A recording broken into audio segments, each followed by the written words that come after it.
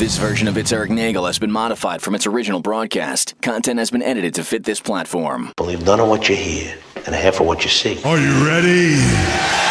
I said, are you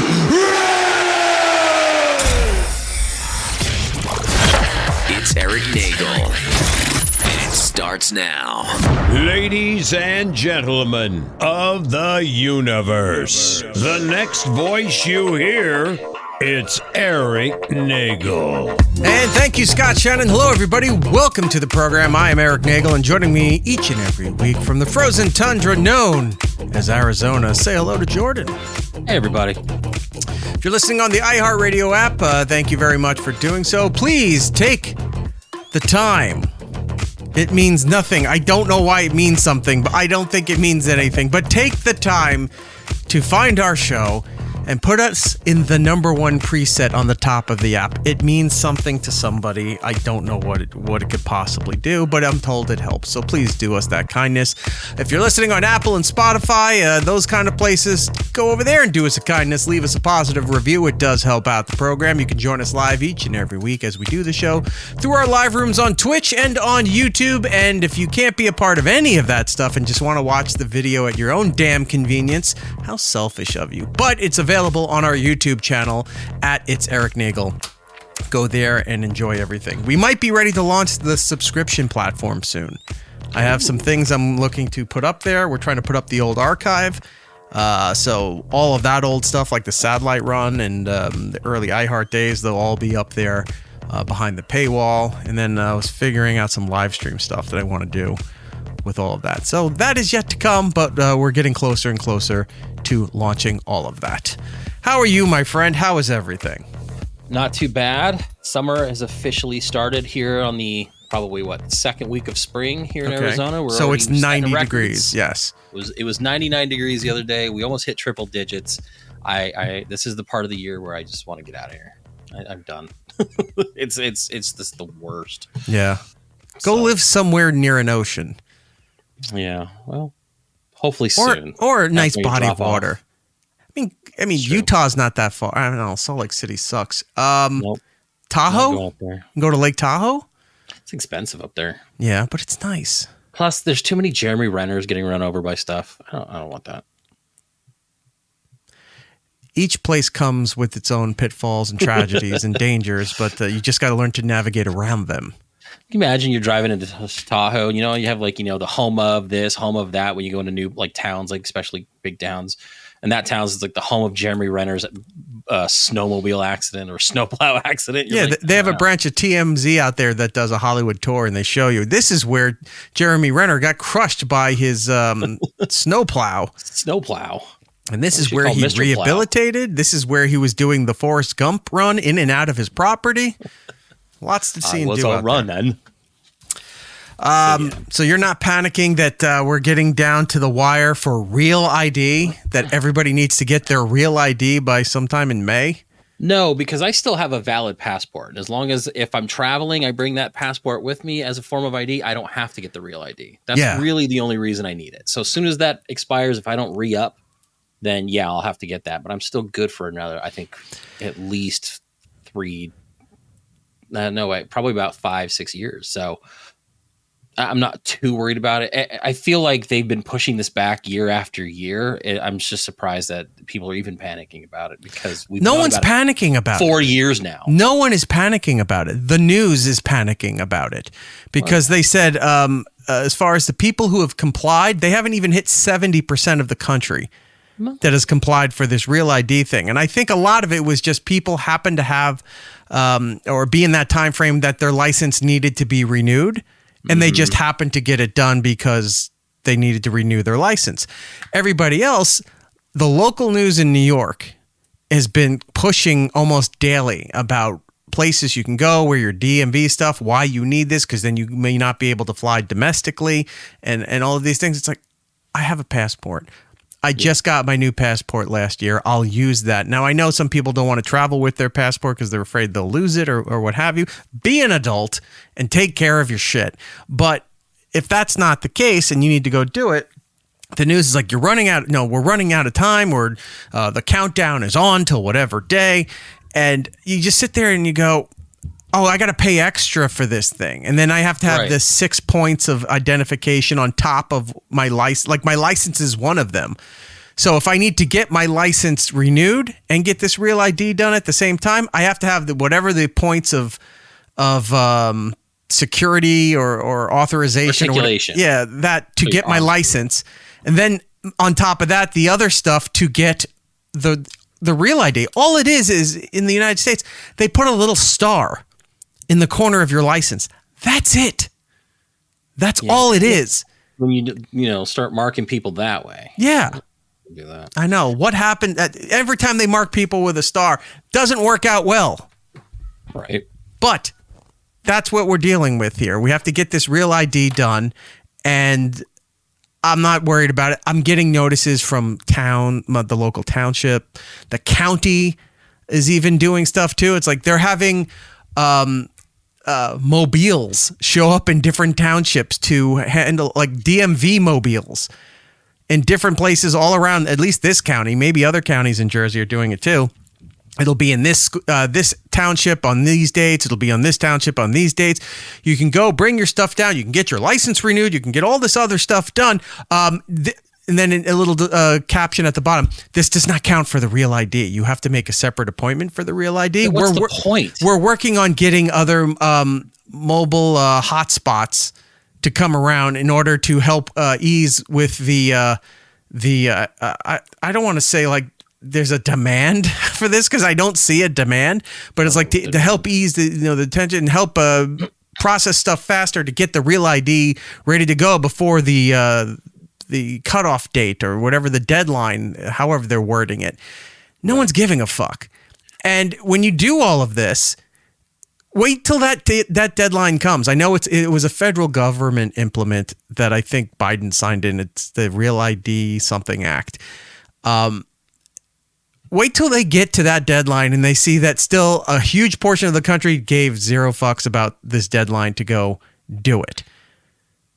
Well, at this what are they going to do? They're making everything so hard to travel. No one's traveling anyway. So unless you they're not making it hard to travel. They're making it your travel can't be completed. There's too many crashes and incidents happening that they don't even get to travel. I'll get my real ID when you can make sure I get to my destination. Until then, you will get no star from me, sir.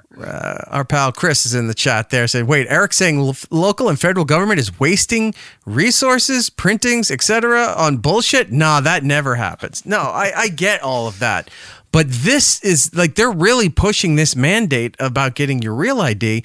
And if a lot of the local news in New York is doing it, that copy is being fed through the AP Wire or whoever else, all these other owned and operated stations for these networks in smaller markets. They're all repeating the same story. Make sure you get your real ID. And they're acting like this is an end-all be-all. You may not be able to travel locally. Here's the thing. This is not even a Biden thing. This was passed by Congress in 2005. This is how the government works. It's taken 20 years. I thought this was something. I'm not blaming Biden for this. I'm just saying I thought it was during his time. This is how long this has been. Or did he file an extension on it?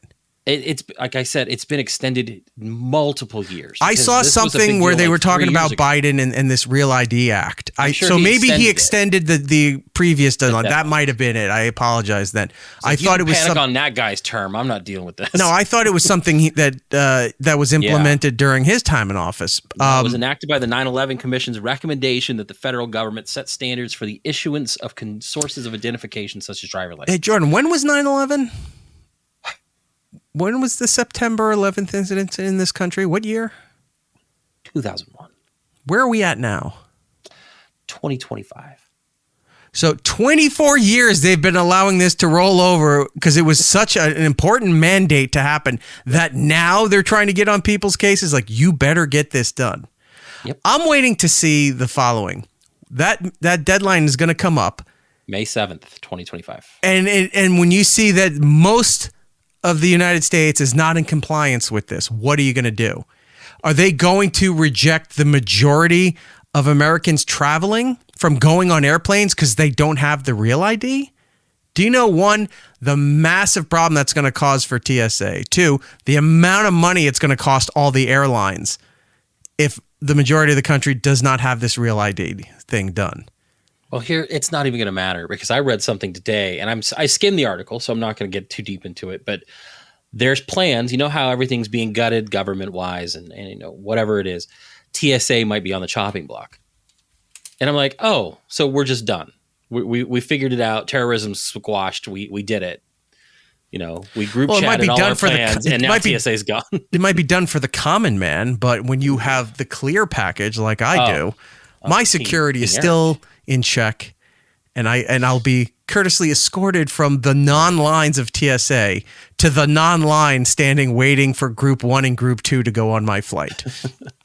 Now, I was thinking about this when you said they were doing like mobiles to get people to sign up and get this done. My thought is you do a tie-in and you can get a lot of people to sign up if you do the Wiener mobile. So you go in, you get your real ID, you get and competing Wiener mobiles. Like Ballpark Franks has their own, Oscar Mayer, of course, the OG, Nathan's, Sabrett's. Sure. Armor hot dogs, all of them show up. Yep. And it's just like you get yourself a foot long, you get yourself your real ID, and then you move on from there. I was laughing. That's how you get me to get that real ID right away. Otherwise, I'm using my passport until it's. I was laughing when that was said to me. When I got those notices from both the town and the county government stuff, that there were mobiles for this. And I said, the only time I knew of anything in mobile form was a blood bank, like a blood donation thing, or going back to childhood, the bookmobile. When those would show up at your public libraries, they would show up at your school. They would show up. I think they used to do like supermarket parking lots too, or something like that, right? Where else are you going to get your complete set of those those scary stories to tell in the dark? Not the Richard Scaries, but the scary stories to tell in the dark. No, you were right with the Richard Scary. But I need that book about that worm driving the flying apple car. That's the book I need to know about. There it is. Yeah. So Real ID is we're getting up to that point. I don't see anybody panicking. The news is panicking. I keep seeing those stories come up, and I'm laughing. I go, what are they panicking about? We're going to shut state borders if you don't have the real ID. You cannot drive from New York to New Jersey or vice versa, which might be a good thing. To go back and forth, you can't drive to DC. You can't go visit your family in California by driving. You can't go through the bedazzled Jewel City to get that cheap gas on the last way out of Arizona. Right. So, if this is a concern to you, May 7th, the big day to get your real ID done, folks, or you're not going to be able to fly on an airplane. So they say. If you showed up day of, you don't have a real ID. Yeah, I know. I spent $800 on this one-way flight. Get the fuck out of my way. I'm going on the plane. Does this apply to all travel? Say you want to like book an Amtrak train and go across the country, or you get on one of these trains that keep crashing too. Like, is that considered something that would be the same, or is this just really restricted to air travel? It's all kinds of domestic travel. Gotcha. Anything that's because that's all federal regulated, right? So trains, planes. I don't know. Some states might have ferryways taking you to and from different states. Like if you're on the old Mississippi, maybe that's a thing. Or if you're in that weird pocket of the United States where it's like I'm going from Michigan to Wisconsin to the other part of Michigan that's not connected to the mainland part of Michigan. Maybe that's a thing too. I don't know. That is crazy. I'm looking right now. Yeah. I don't know. I don't see the panic. This has been going on for years. Like, if you don't have it now, you better just get your passport. My thing is like, I don't feel like I should have to pay an extra fee to get something that I've already paid for. Right. Because I renewed my license and then like, oh no, this wasn't it. This is not for identification purposes. Then what the fuck is this for? Yeah. What is a driver's license for if not for identification purposes? Yeah. It's like when they started putting the holograms in money, but other countries had been doing that for decades, Right. Or the watermarks, not the holograms, sorry, where you'd put them up into there. Like when you'd get money from the Caribbean and you'd see like the Queen on a Jamaican banknote, something like that they do that now in all the different multicolored dollar bills we have. Threads sewn in. Like every time they put in a new security, this is going to prevent counterfeit and falsification of records or whatever. Until the next time, we got to now put all this other shit in there. Your $100 bills has those little magic eye things, and you're like, ooh, sailboat. Yeah. It's a schooner. A schooner is a sailboat. Sailboat. Heather in the chat saying, basically anyone who renews their shit gets a real ID now. They did it to me during lockdown. It was pretty damn easy. I don't know why this is a problem. It's not a problem. The news is making it out as a problem. Yeah, they're making it a panic. People are not concerned about this. The general public doesn't, like Chris even said, I saw him say something there, and he's like, oh yeah, here it is. Honestly, I didn't even know there was a thing on this. I got my license renewal, and I said, oh, I guess I should get this real ID thing now, but I didn't know it was a mandate. Yeah, the most of the country doesn't know, nor do they care, because they're like, this is such a big thing that it will be so poorly implemented that when that time comes around, they're going to announce that they're going to have to make extensions again, because a huge portion of the country is not getting this thing done. And if you just got your license done a couple years ago and you didn't get the real ID thing, you're not going back over there to get a new ID and pay even more to get that real ID thing. You're just not going to waste your time with it. Now, I'm looking at right now the official purposes and identification cards from states that do not meet these standards. The purpose for this is accessing certain federal facilities, boarding federally regulated commercial aircraft, entering nuclear power plants. There are some three things. Well, there's if you work for something to do with the Department of Defense in the United States, whatever it may be, any kind of waterworks, power supply, that kind of thing, that is required, and that I kind of get. But for just general travel to go here and there between states as American citizens, they're not looking at this. I mean, the general public looking at this as a major security concern. Like if you don't have a passport and, oh shit, I'm flying to Europe next week or in a couple months, or I'm going on a cruise, something like that, then that becomes a bit of a panic scare. Like, how do I rush this? I got to pay more. I got to get all this thing done so I can travel outside of the country. If you're heading to Delaware, hi, I'm in Delaware. Who's giving a care about all of that? Anyway. Moving on, since if we're going to talk about dumb notices that I got in the mail, I got one from my kid's school. And this one, every now and then they tell, when they're in the younger grades, they tell you about different like educational themes that they're doing. You know, this is... I think a couple weeks ago was when they were pushing Book Week or some national book thing where you would go to your library and then it would have like the scholastic reading stuff, or they'd have the book fair where you could go and buy, I'm going to date myself, but when I go in there, you'd buy Heathcliff and Garfield and Charlie Brown and Snoopy and those kind of things, right? Or like Goosebumps, or if they allowed you to buy Stephen King as a little kid, they would sell that to you. It's like you were buying a nudie magazine, right? So you would have all of these themes going on with the school. This week we're learning nature, or this week or this month is whatever National Awareness Month that they're doing. So this email is titled Ball Study. Which might also, now that I'm thinking about it, be the show title. That's the show title. I'm writing that down. Okay, so ball study. That's okay. Dear parents, we have noticed that children are very interested in balls. They're curious about the different kinds, how people use them, what they are made of, what's inside of them, and how they can bounce. We think balls will make an interesting study. If you can, we'd like your help in gathering a collection of balls to investigate. Here is a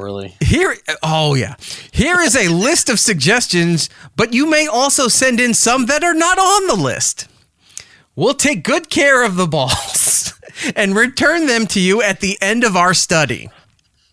This sounds like a Saturday Night Live skit. This is so stupid. But this is coming from... Look at Happy Fun Ball. This is coming from the local Department of Education branch. And then there's a grid here of all these, all these different kinds of balls. Basketball, kickballs, golf balls, racquetball, soccer balls. Here's where you're in an ethnic area. Bocce balls. koosh balls, marble, crystal balls. Who's sending a kid to school with crystal balls? I want some kid to show up dressed as Lucille Ball. Cotton balls, ping pong balls, wiffle balls, dodge balls, pool balls, footballs, and there's more. I'm not going to go through all of them. No, name all the balls. Chris said, we'll be tripping balls. As we go through our study, we learn concepts and skills in literacy, math, science, social studies, and the arts. We'll also be using thinking skills to investigate, ask questions, solve problems, make predictions, and test our ideas. If anyone plays a sport that uses balls as equipment or works at a sporting store and would like to visit the class, all right, so the rest of it's not that funny. The rest of it comes back to normal here. But just seeing that it says the email was titled Ball Study, and then those first two paragraphs that I read, I know it's innocent. I am aware that it's actually very harmless how they wrote that. But in the real world, if you didn't know the context of that and just found this letter laying on the ground and go, what the hell is going on at this school? So the kids are having a ball study. I love it. There are tips that they give you about things to ask your child every day or at the end of the week about the themes. Like when they were doing nature, you had to have your kids going out into the parks or wherever, and they were collecting leaves and pine cones or acorns, twigs, those kind of stuff. They would bring them in and they would study and learn that stuff. I get that. And as a parent, you're supposed to ask about what they learned. You'd ask them about certain things, what have you. I'm not going to talk to my kid about balls. I don't care how innocent it is. What kind of balls did you play with today? Never is going to be said between me and my kid. Ever. Ever. Nor do I want her to come and volunteer that information. Not happening. So you look at that and then you start wondering, I don't know. Maybe they are kind of right with reassessing the Department of Education if those are the worded letters that they're putting out. But you kind of hope and pray for the best that they're going to figure this out and cooler heads will prevail. But I will enjoy if I get more emails like ball study for future topics and educational devices. I'll be more than happy to read those and entertain those. But Chris, oh no, this is going to be taken out of context. No way. God. Yeah, footage of Eric and his kid. Mm-hmm. You're not playing Bone Storm. Nah, it got boring. I'm really into this cup and ball now. Whoa! Wow! Man, you never know which way this crazy ball's gonna go. Yeah. That's a good point. Yeah. I want to play with the cup and ball. Mom, Bart's swearing. What did you let go of me? I didn't. She's like leading him by the ear. Right. I had a song that I wanted to show you. Now, while I was going through everything else, I can't find the song that I was looking for. Oh, yeah, the one you were going to play. Yeah, I found a song that might be a brand new, really annoying song. I had the song. I don't. All right, you know what? I hate doing this because it looks cheap and terrible, but I will just bring it up through YouTube then.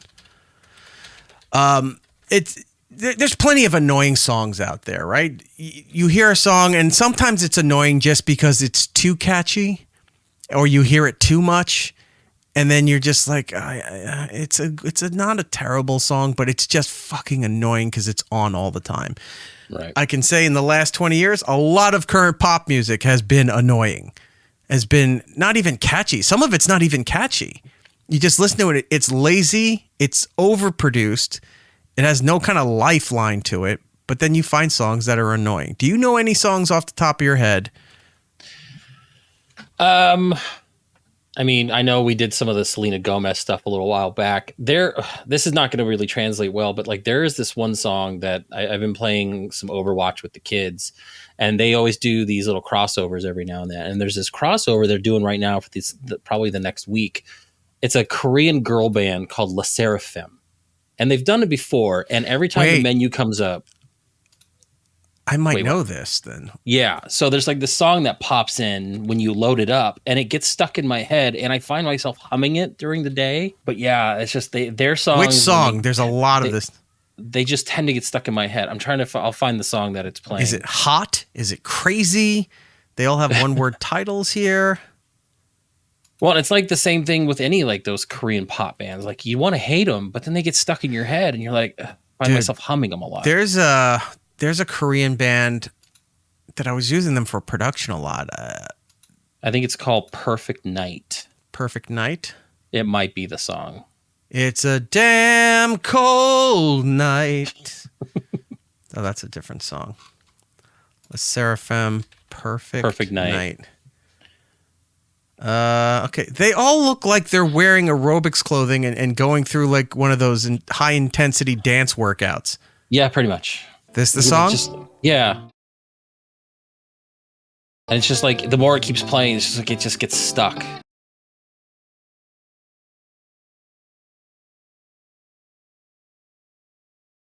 This sounds like somebody did like a soft rock version making fun of a popular song. Right. Well, it's like I feel like they're dancing a little too fast for like the song. Like this feels like a slower song, and they're just like gyrating. Like,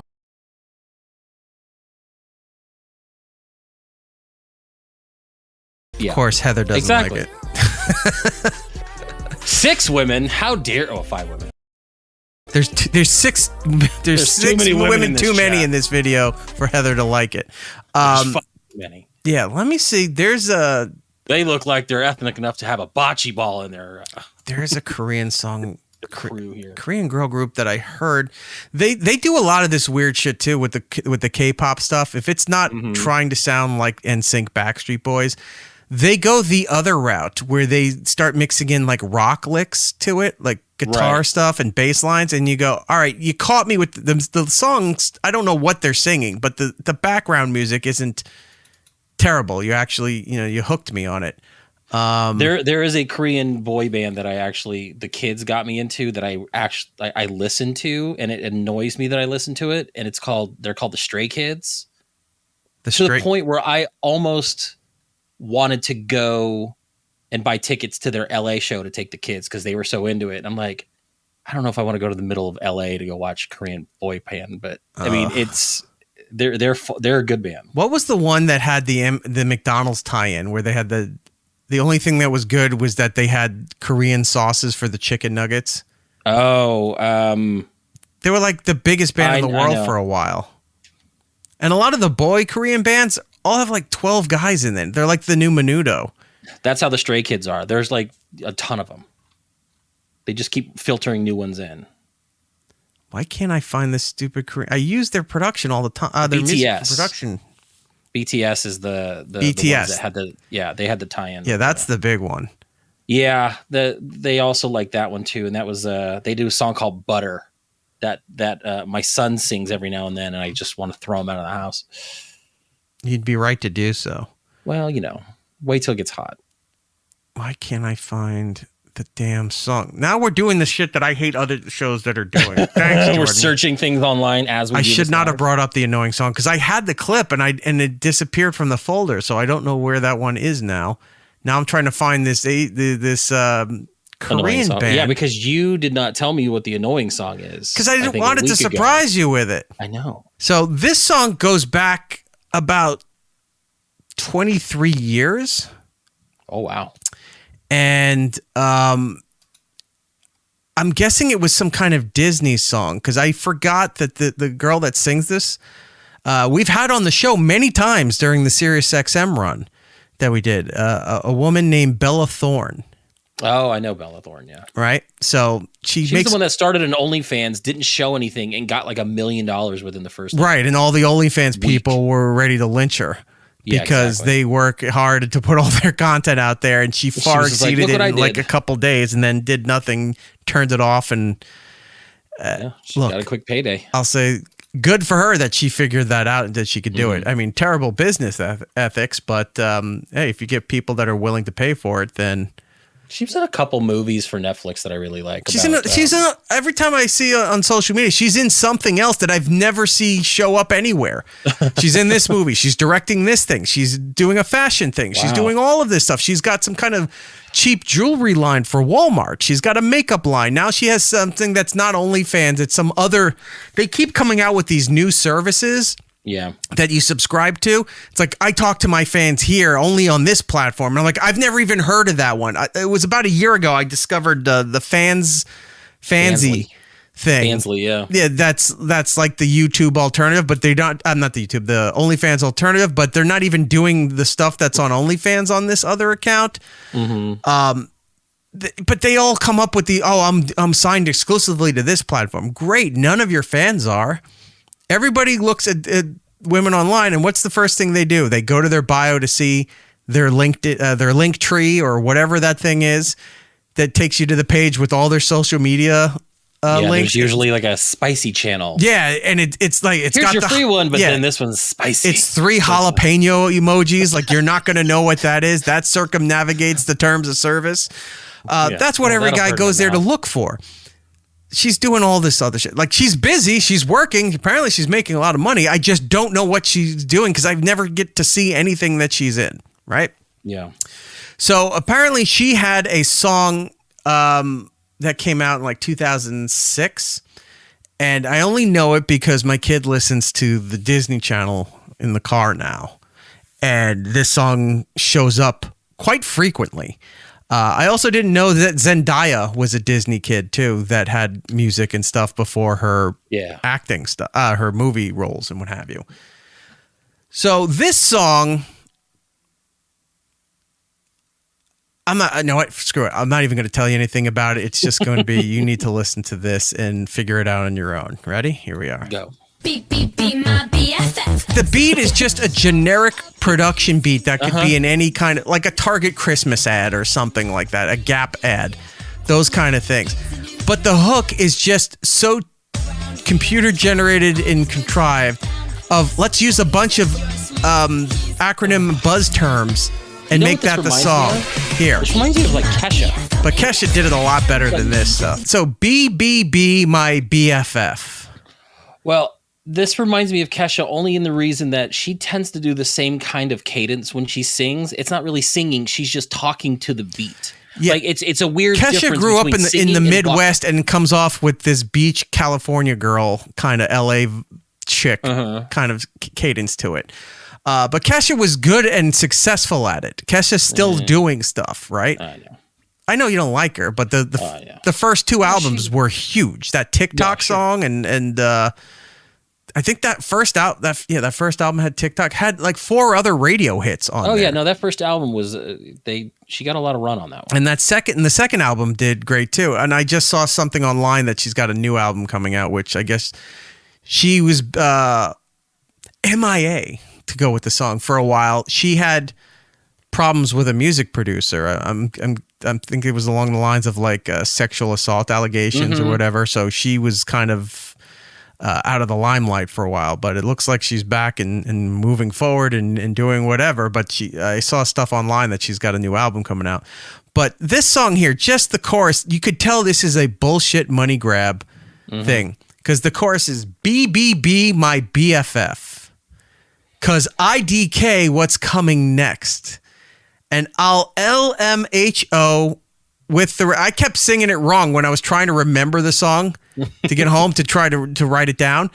And I'm thinking LMAO, which I'm like, well, they're not going to say laugh my ass off in a Disney song, so that's not going to happen.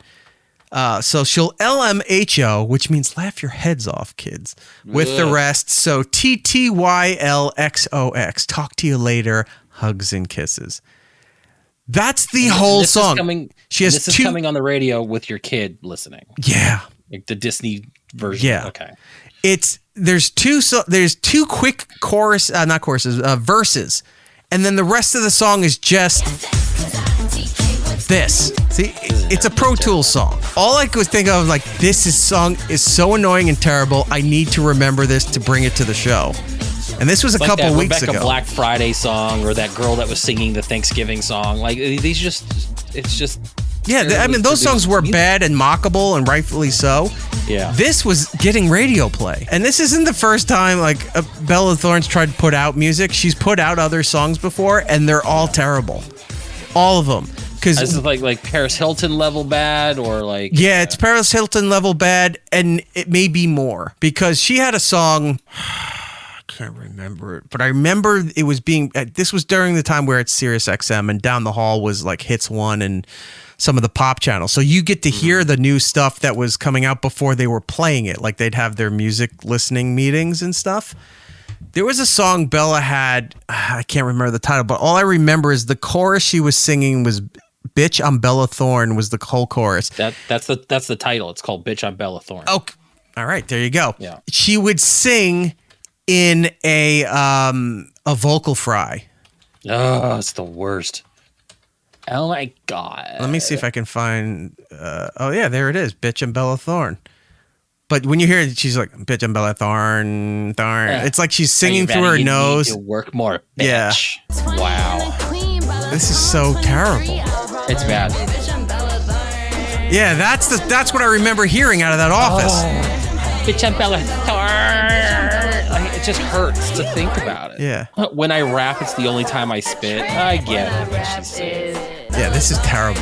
So is this is her Miley Cyrus bit where she wants to distance herself from her Disney stuff, and she's like, this yeah, is like, you know what? I'm not a Disney queen anymore. I'm Bella Thorne. I'm an adult now. I can show my nipples and I can say things that are risque. I walk around barefoot because it's cool to have dirty feet all the time, and I just wear those pajama pants where they're rolled up like 6 times over your ass.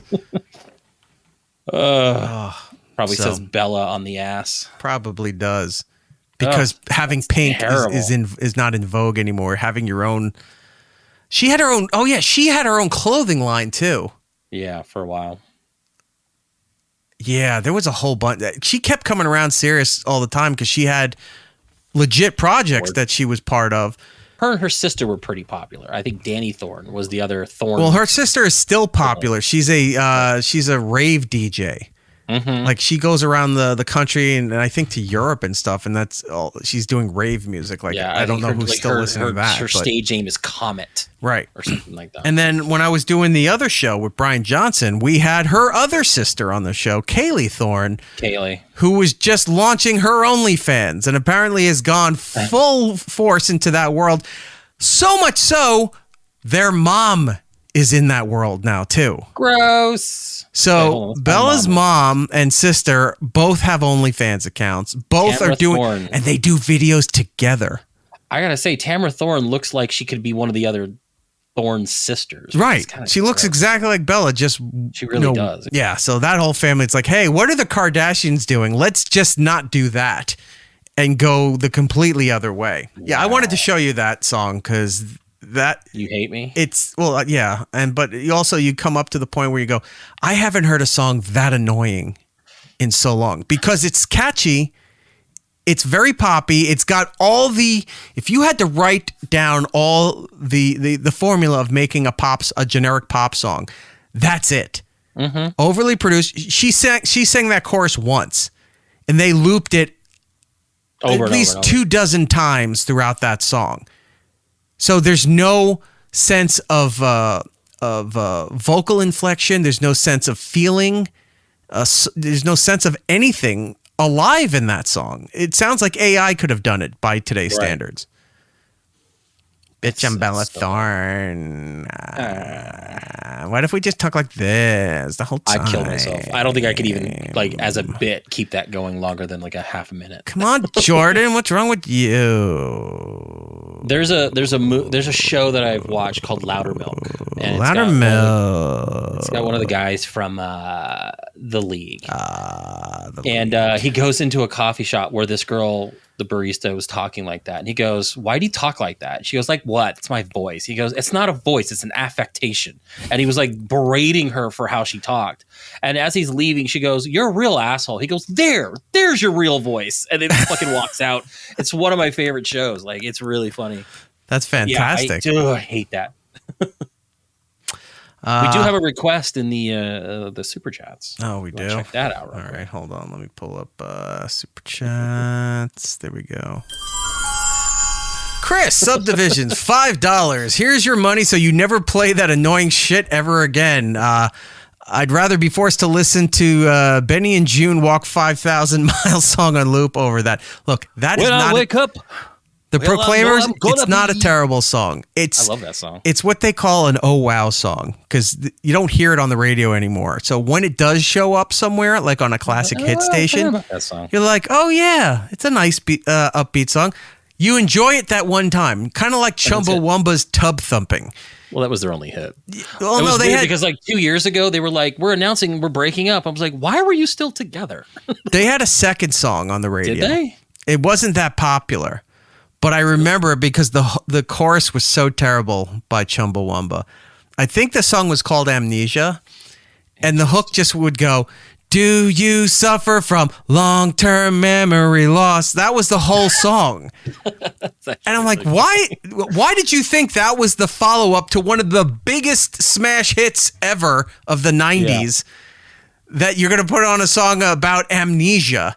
I mean, that's kind of funny. So Yeah, dumb. I had no idea. See, Chris is even there. And I even put it up without your financial contribution. Tub Thumping was badass. Still use it a lot in sports arenas. Yeah, it's very course. well loved. It's beloved even. When I go out, You knew I'm gonna be the man. There was a line in there that nobody knew. Haver? And then it turned out it meant if I'm gonna throw up. If I haver, Yeah, I'm gonna they be did a the lot of man that's Scottish slang havering in with that. you. yeah. And people had to look up. It's like, oh, he's singing about throwing up with a lady. That's lovely. Glad we're doing that. Let's glance over some of the other headlines going on here because I have some Gen Z shit I want to talk about. I have some inappropriate content from back in the day. I've got a bunch of food things I want to show you. There's a lot to get to. Plus, we have disasters coming up. Oh, we love those. Did you see that 23andMe is going bankrupt? Oh my gosh, yeah. Which I'm glad I never did that. I was always curious, but I never like signed up for their product and never actually like investigated any of that. Mm-hmm. Which is weird because I think my brother did it, and I was like, well, I could just use his. But it turns out like even though we're genetically related, there might be differences in like the DNA. So like, don't share. Yeah, I had to learn that. Somebody told me that too. We were having that discussion. They said, well, no, I had my sister do. My sister did it and I did it. And I guess from where their parents deviate ethnically, one girl had more of this in her and then the sister had more of the other side in her. You have 25% more And I went, Neanderthal and I'm than like, the other. show me a photo of your sister. I'm like, you look the same. You That's look what- yeah. the same. How is this? Science. Science. I had a family member long time ago bought 23andMe for everybody. Like for everybody. Yeah. And at the time, I didn't know. I said, you wasted all your money because if you got it done and if you and your husband got it done, those results, put them together. That's what your kid is, right? That's what you have. You don't need to have every family member do that. So I handed mine back. I go, and they went, what? I said, No, thank you. I said, get your money back. I wasn't going to do it to begin with. But it is funny that people had that mindset that they all had to rush out and do it just to find out that they're 0.6%. There was like two of them, right? Yeah. Like it was 23andMe and then there was another one. But everyone knows Ancestry.com 23andMe, or right? Something else. And you go in there and you rush to do it to find that you're 0.6% sub-Saharan African because everyone seemed to have that bottom line. It's like, well, that is kind of where the cradle of civilization started. So yeah, I guess we all have a little bit of that inside. But also, they're blonde hair, blue eyes, pale skin. I think that their Nordic heritage really oversees their genetic makeup, not the 0.6 sub-Saharan African that's showing up at the bottom of the thing, which I think they just put on everybody's thing, right? So just to mess with people. People were rushing out to get all this stuff done. I never liked it. I was like, I don't want to do this. I have no interest in finding this out. I already do other things like where you go through historical records and church records and government stuff to find out your family tree stuff. I did all of that like a decade ago. So I went back like I think we went back as far as like the 1600s. So I was like, that's more than I expected. I'm good, right? I don't need to go further. Like, what am I going to learn from this? Everybody has certain, if you have family from Europe and maybe even over in Japan too, but a lot of shit got damaged during World War II. So if you didn't, the church used to keep records on people, like kind of what governments do now. How you register your location, whatever. You would go through church records at a certain point because government wasn't doing that at that time. But then you'd find out these churches were bombed, these cities were destroyed, whatever happened. The Holocaust stuff. There's all these different factors where people can only go back so far because of war-torn areas that they lose all these records. So everyone hopped on the 23andMe thing, and I just saw Chris's. 23andMe said 5% of me is not of this earth. Yeah, it's Chris and octopuses. Octopi. They're not of this earth. Old Chris and cephalopods. So everyone ran out to do this. Mm-hmm. And I think we were still doing O&A at the time. And we would talk about the fact that, this is going to cause so many problems to people. This is going to out people for crimes and other things. Finding out they have adopted kids that they didn't know about. What did you say? Oh yeah, for sure. Or they're adopted. Like they weren't really like. Yeah, all of that stuff. Like there's a lot of there's a lot of negativity that's going to come from this. Mm-hmm. And as that all went out, we started to see cold cases were reopening because something.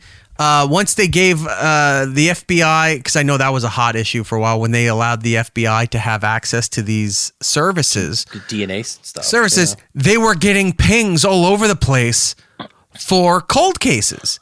And you're finding map lights up all bright. It was like, they were finding elderly people like 70 and older that had committed murders in their teenage years.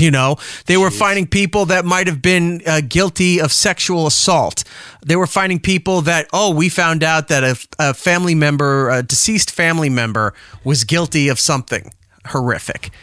And then you were finding out, you're not my dad, or you are my dad, or wait, my dad has a whole other family somewhere. Everyone jokes about that, but this was proving the fact that this shit was going on. That's dad's Canadian family. Don't worry about it. Yeah, once you cross the border, it's just a whole different set of rules. I'm going to tariff on my son. So now they're going bankrupt, and there's warning flags everywhere on social media. There's news articles, there's news pieces online about people saying you need to contact 23andMe and demand they delete your accounts immediately, delete your samples, delete your records, because I guess when it hits a certain point in the sale, you can't do that. Mm-hmm. So they'll lock it down. Yeah. So they filed. 23andMe files for Chapter 11 bankruptcy. The CEO resigned.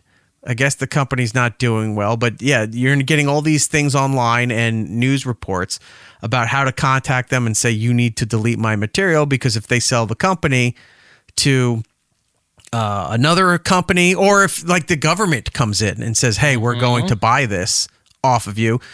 Now the government has all these records and everything, and people are freaking out. It's like, I don't want the government to have my record. I get that. But also, we are so far past the point where what can we really do?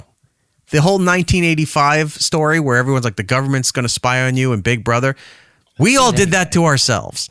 So there's cameras in every major city. You're constantly on a camera in any store you go into. There's nowhere really where to hide unless you go and live out the woods somewhere and every person that sits there and clicks I accept the terms and conditions without actually like reading it. I mean, we've all signed over parts of our lives. 1984. I apologize. Thank you, Tom, from Alberta. I was thinking Back to the Future. But yeah, the story 1984. So you built a time machine out of a DeLorean? I was hanging a clock and I hit my head on the toilet, and then I saw this. It says ball study, Doc Brown. That's something else I'm working on. So yeah,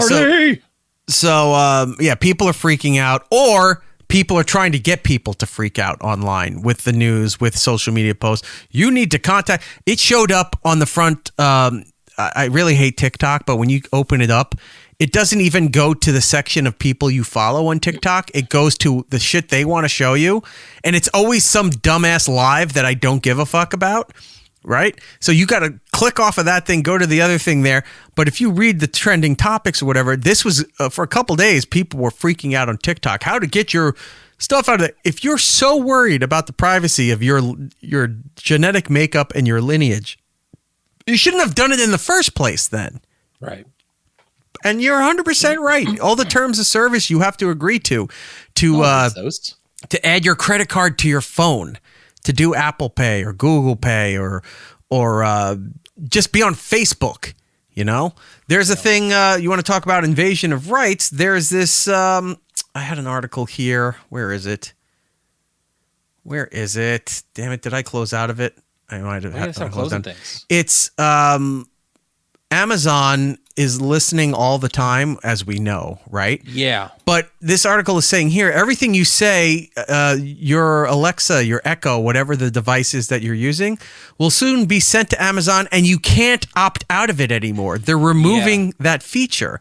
Yep. So, it used to be a thing where you can opt out, so it wouldn't record what you would, Alexa this, Alexa that. And now it's they're going to make it to where they're just going to collect all that data to be used, because they're upgrading Alexa. So they're rolling out some like Alexa Plus service that's going to be smarter, and that's why. And it's and it's probably going to be like everybody else is doing. It's like you have to make sure we're going to feed all this to our AI. So that our AI can learn and do all of these things here. It's like every company's doing this now, where you have to opt out or say you cannot put my stuff into your AI to learn. You cannot do all these things. Even if you say no, it's probably doing it anyway. And how are you going to fight that even if they do, right? Unless you've got some major law firm or a government investigation onto these things. That's the only thing that's going to stop a lot of this shit. But the Amazon thing says it's killing the do not send voice recordings privacy feature. They're eliminating that on March 28th. That's tomorrow. Tomorrow, when you get to hear this show, you're screwed. Yeah. So the company aims to bolster Alexa Plus, its new subscription assistant. Thing on the privacy review. Yeah. So that they're getting rid of that option in their terms of service so that it's now on all the time.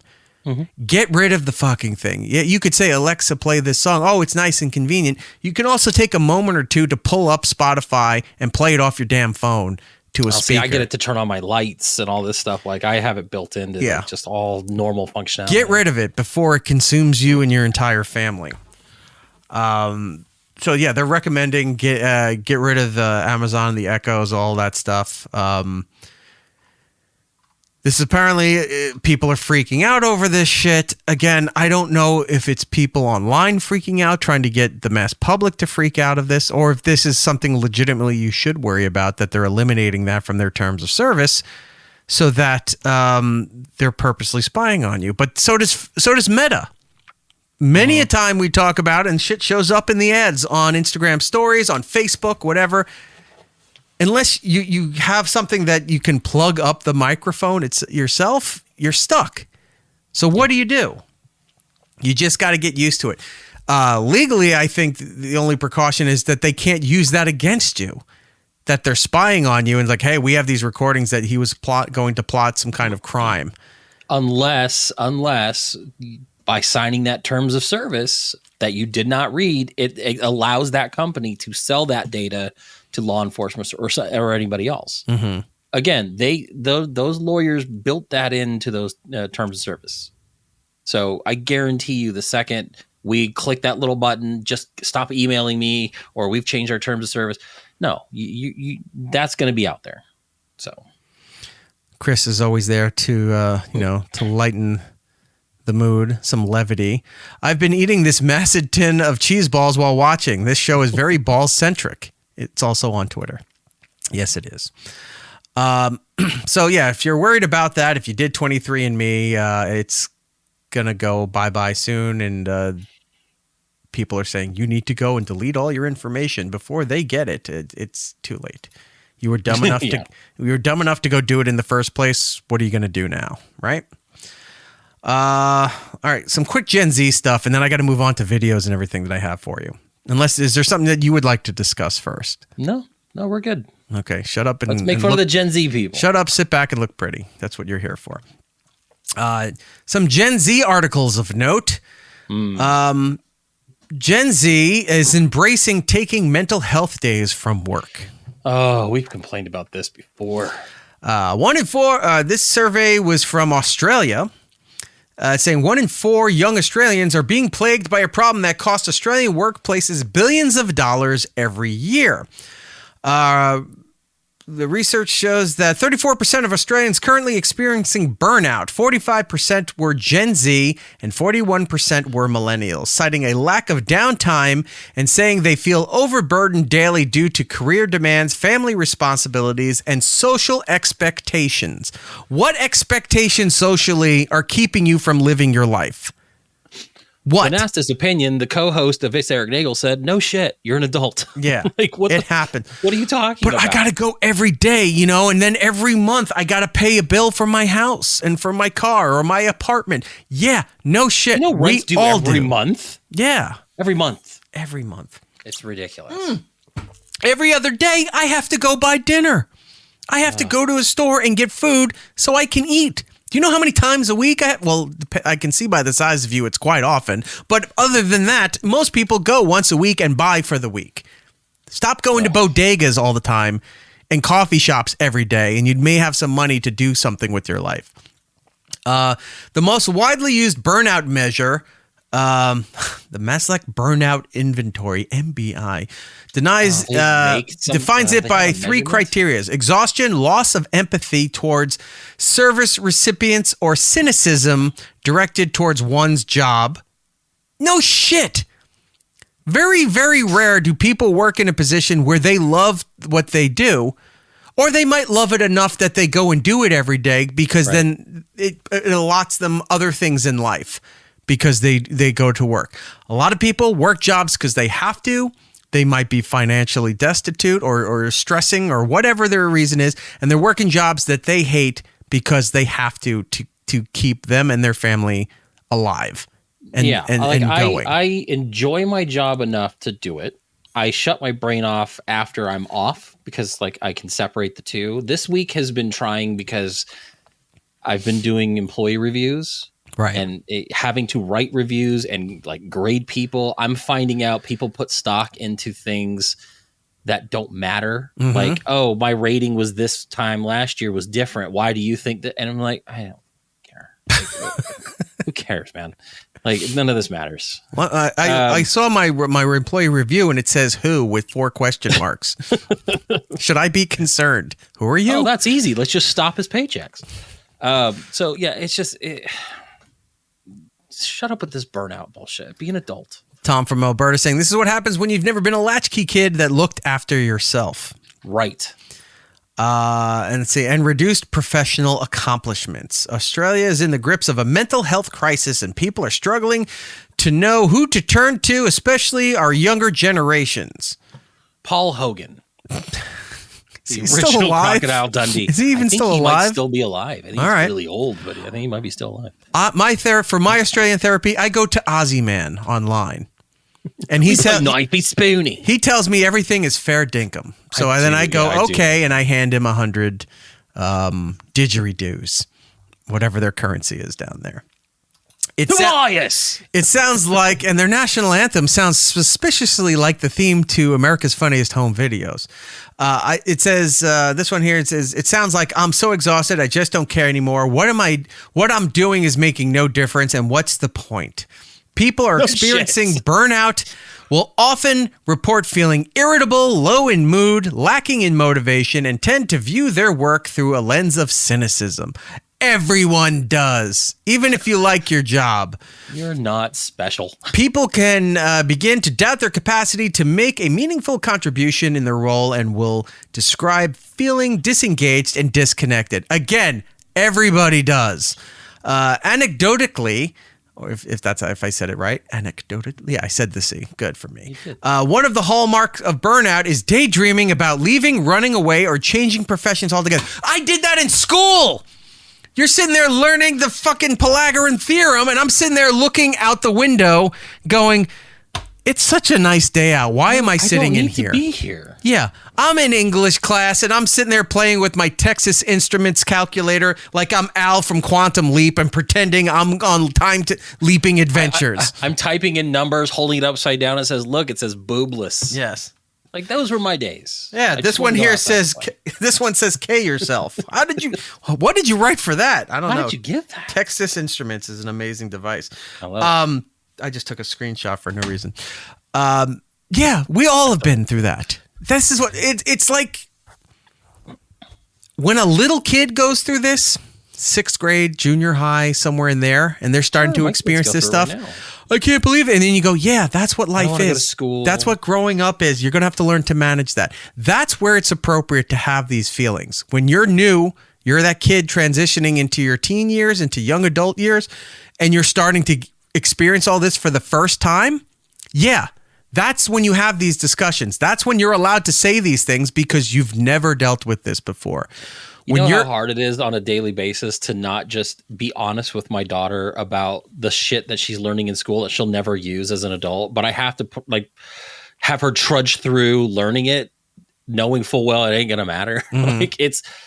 That's the age you should be not caring about going to school and jobs and living life. Like, go and have fun. But yeah, as an adult, that's just your life, man. Get over it. One time I was in school and I was staring out the window and I envisioned myself on a raft floating down the mighty Mississippi.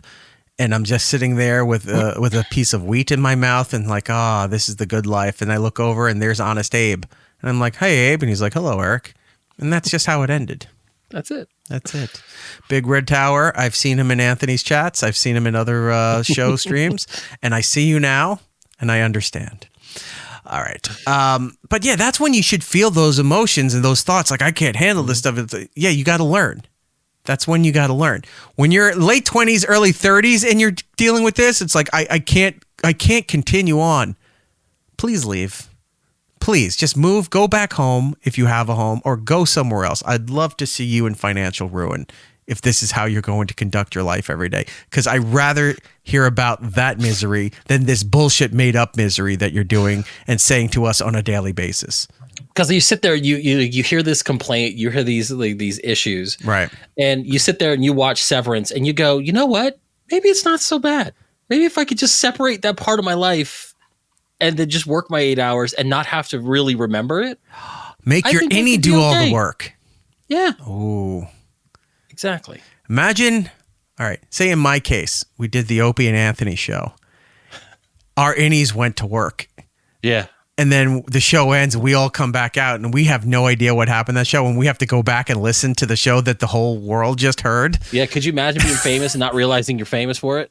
Like, you just like, wait, who is this guy? Yeah. Dick. Like, this show is nope, that's terrible. Your innie. Or this show might be the most amazing show ever. Right. You don't know.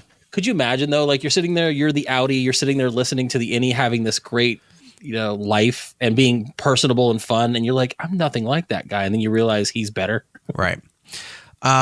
Another Gen Z story for you before we get to the video stuff. Have you noticed in certain stores, chains, major chains, that they've started to either drastically reduce the size or eliminate self-checkout? Mm-hmm. All right. One store I can tell you definitely made a big impact. Walmart. Yeah. They spent all that money getting rid of all of their major lanes that you would have cashiers checking you out and made a giant futuristic looking thing that had cameras. You had to put your card here. You were monitored everywhere to go and do self-checkout. Well, that lasted maybe a year. Yeah. And then all of a sudden, boom, I came in one day and there's a couple of small self-checkouts on the side, like 1 to 2 lanes, if that. And then there's the 90 lanes going down the whole side of the store for regular checkout again. Well, they found out that when you leave it up to us to do the work, we're going to steal some shit. And they posted big losses. Right. And they're like, we can't trust these mouth breathers to check out and buy things like diapers and those kinds of things. People were walking out with big screen TVs that they scanned a Coke for. Yeah. You know what I mean? You go into a Target and you have to get you have to hit that little sensory thing to get an employee to come over to open up cabinets to buy like Tide Pods or house cleaners. Or if you go over to like the health and beauty section to get like men's shampoo and deodorant. Condoms. Razors. Those are all locked up. Yeah, all of that stuff is all locked up. And then even in certain areas, like in Manhattan, the Target that was near compound we were there had candy, baby formula, soda, all of those kind of things were all behind these plexiglass things that you had to have somebody come over and open this stuff. Well, a lot of stores have done an about face. Like I said, they've either completely eliminated self-checkout or they've shrunk it down so much that it's so heavily monitored. Right. Chris is, what is he saying here? Self-checkout, which honestly is amazing at Stop and Shop, which is a supermarket chain here on the East. Other parts of the East Coast, the Midwest, it's known as Giant. He says, honestly, it's amazing in Stop and Shop because you use the scanner gun. Yes, I do that too. As you shop, which saves so much time, but it's a security stealing nightmare. They figure the loss count. I do like that at Stop and Shop. You have your ID, whatever it is, your barcode for being a valued shopper, what have you, on their app. You scan the light sensor. It unlocks a light gun for you. And as you go around, you check everything out and you put it in your bag. So when you get to the register, you scan the code on your gun. There's your whole receipt. You pay. Now, they've done that at some Costco's too. What they do also is they audit you all the fucking time. Because I think somebody will be like the light goes off and it says somebody's going to come over or a service person's coming over to help you. They do and they take it. They got the people that have to watch this now have to do double time where they take the light scanner, have to go and scan a couple things in your bag to make sure that you scanned everything and then pass the audit. So like, I guess it's convenient, but you're making it worse for your employees. And when like, it could have just been easier if she just took every item and checked it and scanned it for me and I threw it in the bag, which that's another thing I hate too. People who bag your stuff because they don't know how to bag stuff anymore. Oh. So it's like, oh, we have somebody. No, that's good. Well, I can help, sir. I can help. I don't care. That's your job. I got it. Let me do it. And I can get it done faster and more secure than how you're doing it. You know what I'm starting to actually really hate when I go to get a grocery, like just anything, is when I like grab a soda or like maybe a candy bar and they always scan it and go, do you want this out? I'm like, do you say I'm so fucking fat that I can't get to my car without having a midnight snack? Like just put it in the bag. Let me get out of the place. And they're right. Deal with how I get it. Trust me, I eat it before I even get You're feeling shame, my friend. That's what it is. I don't want them to shame me about my PB&J Reese's. Like just let me get to my car and I'll eat that in the parking lot while crying. Jared is saying, I guess Sam's Club. It says Sam's Bulb, but I think he meant Sam's Club. No, he's right. I go shopping at Sam's Bulb. You can scan as you shop when you walk, and it pays via your phone. Yeah, there's a lot of Amazon places. Amazon did that. Yeah, they have it at the Javits Center when I'm there for conventions and stuff. They have those stores. You scan your card before you go in. You walk in, take whatever you want, and you walk out, and it knows. Within seconds, I get that alert on my phone where my phone lines up from Amazon. I click the thing. There it is, itemized receipt. It knows everything I picked up and I walked out with. The thing that really does annoy me about self-checkout is like most of the time I want to avoid people, so I'm fine with self-checkout, but it also part of me hates the fact that if I'm doing the work, why am I not getting a discount? Like I should be able to get a self-checkout An employee discount, yeah. So like I'm going to get like 5% off if I do it myself versus having this guy do it. Well, you also have that issue where they don't do coupons anymore or sales. No. You have to have price match their own websites. So you have to have the app. And in certain places, you had to pre-select the items before you go to checkout in order to get the discount. You can't all right, I'm getting these things, scan your code, activate those things to get Safeway, they do it at ShopRite. They do it in a bunch of places. Target too.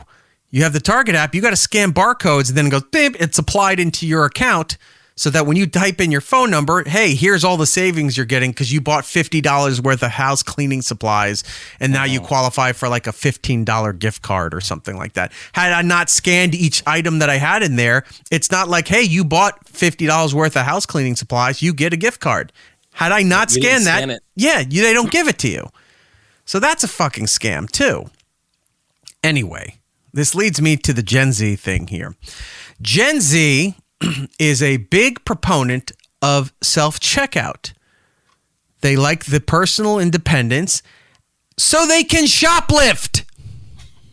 That's why I do it. Yes. More than half of Gen Z shoppers prefer self-checkout lines and would even switch their store of choice for easier self-serving kiosks, according to this survey here. But if it's not necessary because they're independent or introverted, more than a third of young shoppers admitted that they shoplift while cashing out at self-checks.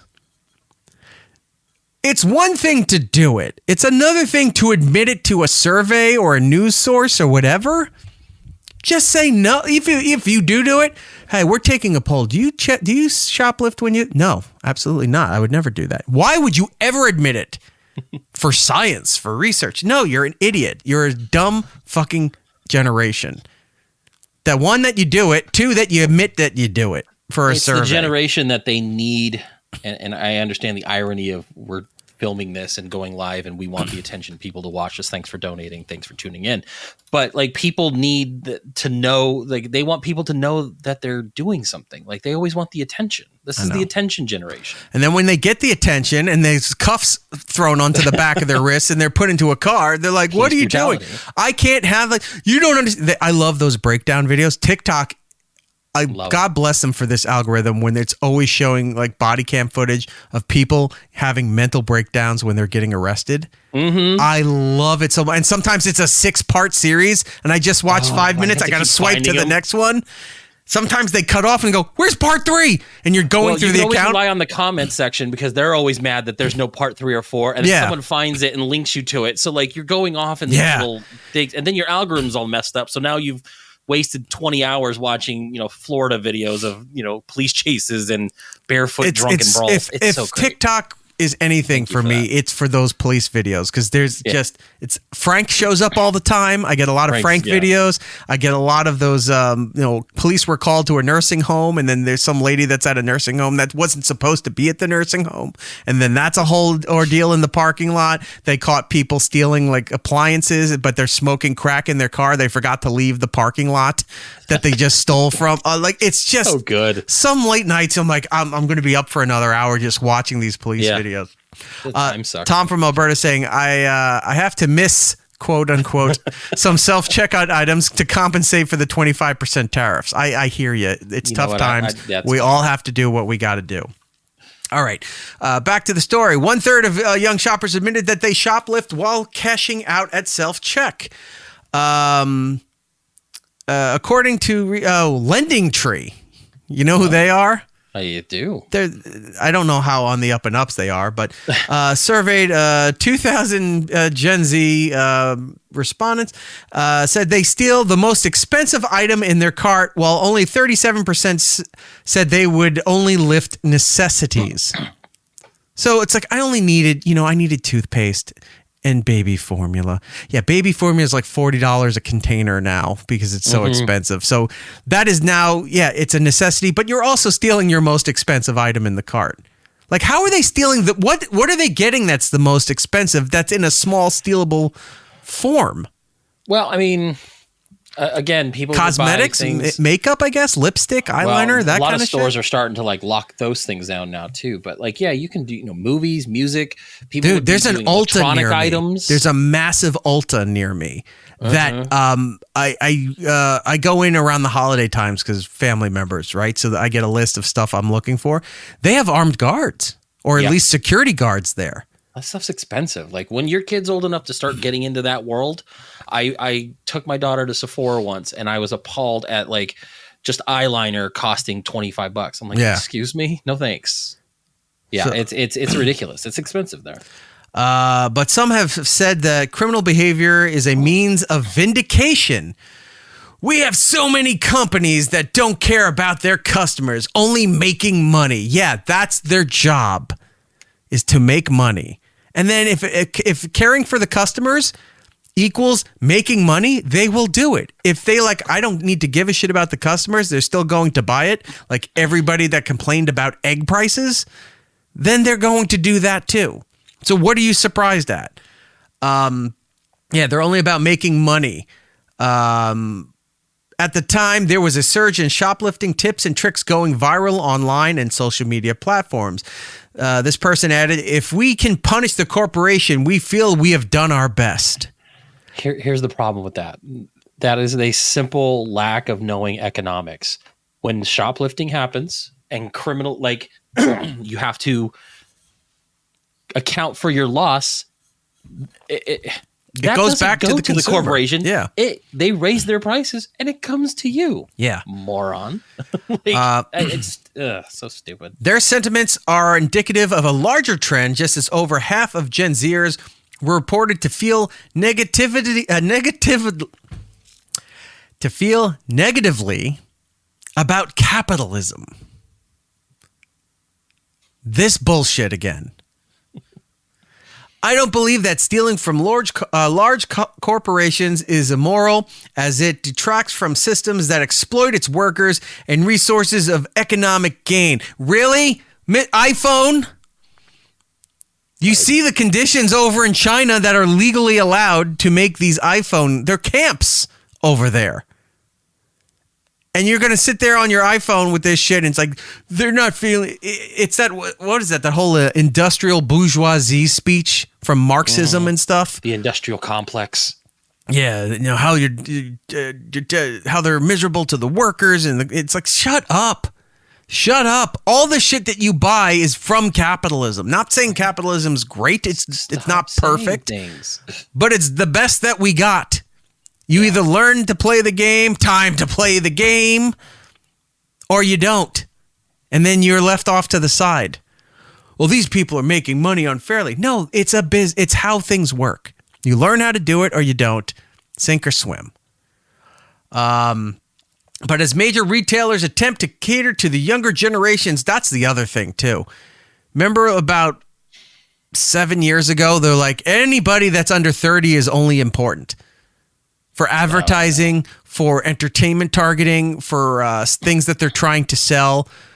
You're selling to the people who want it the most, but don't have the money. It's always been 25 to 54 has always been the advertising golden spot, sweet spot.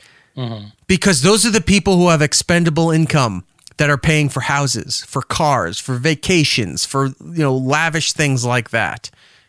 Younger people want all of these things, but have their parents pay for it because they don't have the money to pay for that.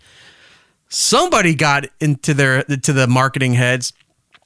If you're under 30, that's all we care about. And you can include that newer markets, newer people coming into to this area, but they don't have the money. And it's been documented for well over a decade that these younger generations are having trouble buying a house, buying a car, so they don't have those things. And you're catering everything to that market that has no money to pay for the shit that you're catering to. Uh-huh.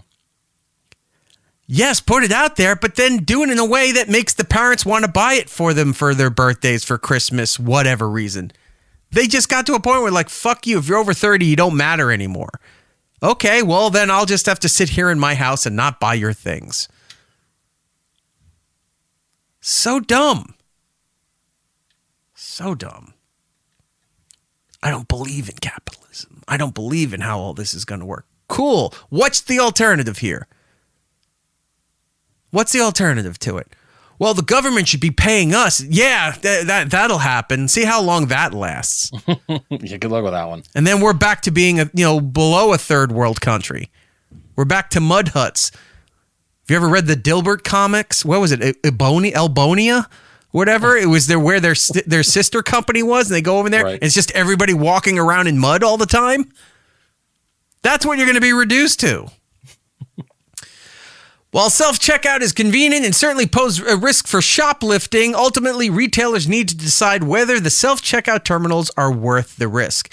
And it seems like it's not, because every year they're going up at least 4% in loss rates for self-checkout stands.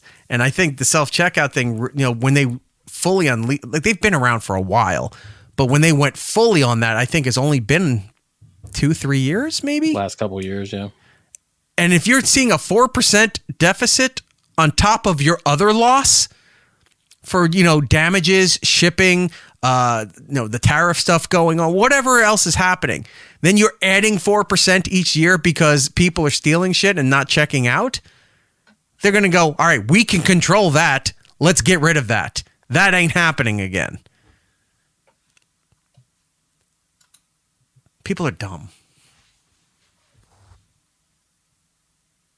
Let's move on to some other things that might make us happy. Do you want to see some racially insensitive footage, or do you want to talk about large sandwiches in New York? Am I awake? Of course I want the racially insensitive stuff first. All right, let's go. We all know the sandwich conversation is going to be a fun one. All right, so we might save that for next week because that one's not going anywhere. So in my ventures of looking around online for content, I found some things that were amazing at the time, but not so appropriate for now. This is an old game show called Win, Lose, or Draw. Do you remember that show? I loved that. Yeah, I used to watch that all the time. It was fascinating because the set was meant to look like like everybody's living room, right? And people, sometimes there were celebrity versions. They sat down on big, lush couches, and where the TV should have been by today's standards, like over the fireplace, they had an easel. With a giant canvas, and people had black markers, and they would have to draw. It was charades with markers, and you would have to draw out the things, and everybody would guess what was going on. I want to take you back to the magical year of 1988. The show was traveling. I forgot that some game shows did this too. They would travel. Oh, Wheel of Fortune used to do that all the time. They would travel to different cities and then make a big deal. We're in Chicago. We're in New Orleans. Now, where they travel to is essential, if you know the area, to the content that's coming up. They are live from San Francisco. Let's take a look. San Francisco, here we go. Welcome to Win, Lose, or Draw. Show the folks at home what it is. Go. Calendar. All right, for the radio people. The clue that the person drawing gets to see, and you at home get to see, but the people on the couch who get to guess about this don't get to see. The password is Chinese New Year. Let's see how he's going to pull this one out as he draws it on an easel. Go. Calendar, day of the week. Day of the week, day of the week. Monday, Tuesday, Wednesday, Thursday. Month. Week. January, February, March, April, March. July. June, July, August, September, October, November, December. Wait a minute, you got December. December. Okay. December 31st, New Year's Eve. Yeah, New Year's. Okay, you got New Year's. Right. Okay, you got half of it. New Year's. Okay. Now let's see where this goes. New Year's. Very good. New Year's. 30 seconds left on the clock. Like he wasted time writing the whole word. We get it. No, move on. Yeah, I think that's the rules. You had to. Okay. Well, because you can't speak. So if they say the words and it's part of the thing, you're allowed to say, gesture to it, what have you. New Year's resolution. Okay, this is where it gets tricky. Oh no, he's doing the I'm not racist, but. All right, first he looks like Yakov Smirnoff. This guy, right? He draws a circle. And now he's got to preference this to the audience. Resolution. Don't anybody be offended. New Year's resolution. Don't anybody be offended. Here we go. All right. Chinese New Year. That's it. Oh, no. Okay. He was my favorite candy. Now, there's more to come. Look what he's doing. He draws two slant eyes and then like the round eyebrows over it to make it look like a stereotypical Asian guy. Or if you're in the 90s, this is the shit that Mulder was seeing all the time and probably abducted his sister. He's one of the Greys. Right, yeah. Here we go. Chinese New Year. That's it. You got one. Oh, no. One of the contestants on the opposing team, they did a tight shot of her. This Asian woman. Look at the size of her chain. Yeah. Look, like that is a giant. That's what the Junkyard Dog used to wear to 80s wrestling. Yeah. But look, and her name's Jan, by the way. On her name Actually, tag, it's upside down. It should be Nar. So they do a close up to get her reaction, and she's kind of like, She's trying to smile because she's on national television. Okay. She's like, but look at the people, the audience behind her. Look at the blonde lady in the blurred background. Is upset. They are not happy with this. Now you're hearing all this applause. but the audience that's around them, nobody's applauding. Oh, upset for her. It's piped in. Everyone's offended by this. You got one, big guy. The other guy's hiding behind the pillow because he knows she's going to get mad or whatever. This guy comes over and starts pinching her cheek and pulling her eye back. Oh my God. Okay, San Francisco. We'll be back in a minute. San Francisco, that's Burt Convey. San Francisco will be back in a minute. Look what they do now. They pick up the Chinese lady on their shoulders and they're walking her around like she's a fucking trophy. That makes it okay. She's like, stupid round eye. Yeah, that makes it okay. Oh yeah, for sure. You gotta love the 80s. So racist. Oh, I love it. All right, let's continue on with the Asian stuff here. This is a guy who's going to teach us how to sneeze internationally. To sneeze in different languages. Cooking slime 청놈 비빔밥 김치 헤리까따 고소 어디도 해리포터 안티 마미 하무드 하비비 하무드 잡란 짜오팟 I'm sorry 저 바비비 바바 커베 크로이키 모이 everyone. I am Dracula. Sing long, ping pong, ting long, ding dong. My name's Jeff. I'm a dick and I say, gefilte fish. Look at me. I am the captain now. Now, the reason why this guy can get away with it because he's of some Asian descent, but that's the show title, Some Asian Descent. Yes. For the radio listeners, I can't describe this. There was just too much going on. Yeah. Right. So he had to do many countries around the world, and they were all subtitled as he did each one. Oof. It was just amazing to me that to do the Asian versions of sneezing, he went beyond what's offensive and stereotypical specifically for the Asian versions of it. Yeah, but when I do this, I get escorted out of the grocery store. This is what Jordan does at parties right after he just won a round of win, lose, or draw. This is what I do with my kids when we're playing a round of Trouble. It's how he entertains everybody. Let's talk about Chinese New Year. No, just roll the dice. You want to do some more food stuff? Some Asian stuff? We could tie it all together. This could be the segue from Asian stuff to food stuff. Do the Asian stuff, yeah. This is an ad. already upset about it. About a Chinese food product that apparently was big at one point. Again, late 80s. 1988 is a fantastic year for all of this stuff. This took place in Germany.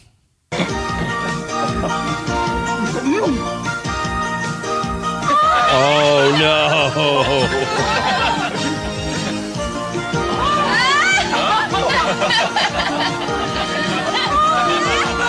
Ja, wenn es so richtig chinesisch schmecken soll, Maggi-Fix für China-Pfanne. Mit Bambus. So the product is called it's the German word for pan, I guess. Yeah, for China Fan. Yeah, China Fan. What we saw was a bunch of people sitting around a table in a kitchen, and as each person took a bite of this Chinese food, they turned Asian. Oh, he was Asian. He sounded Asian. Sprossen und der typischen Würzung. Fehlt nur noch Fleisch. Now there's this very German, Anglo-Saxon looking person. Maybe the German version of Julia Child. She's there with an apron, showing you how to make the food while all the newly made Asian people behind her are enjoying a meal. Maggi-Fix was Tolles zaubern. Neu. Maggi-Fix für China-Pfanne. Mehr exotische Rezepte und viele andere. And it comes with a little recipe book to make other Asian delights. The smallest recipe book I've ever seen. Right. Stehen im neuen Maggi-Fix Mini-Kochbuch Band 2. Wir vom Maggi-Kochstudio schicken es Ihnen gern. Gratis natürlich. This was a televised ad. We got to watch the beginning again. Because Peter Sellers be like Asian. Right. The way they were doing these transitions, Made me think of the end of the Michael Jackson black or white video when they were just figuring out morphing technology. That still holds up. If you watch that video lately, it still looks good. It's a great song. Look at this lady. She's just eating like, I guess it's like lo mein, right? Something like that. Look how they slicked her hair back. They make her eyebrows really tall. Yeah, they put like plaster on her head to oh my God. And then they,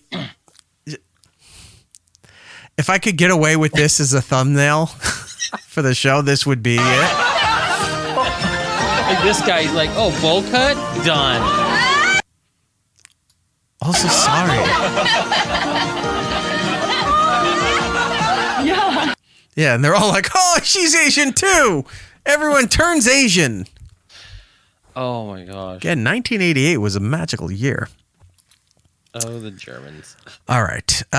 Since we're transitioning over into food here, this is a combination of Australian and British ads for a food that I was not really aware of, but apparently at one point was a popular favorite, a mainstay, if you will, for the dinner experience in those countries.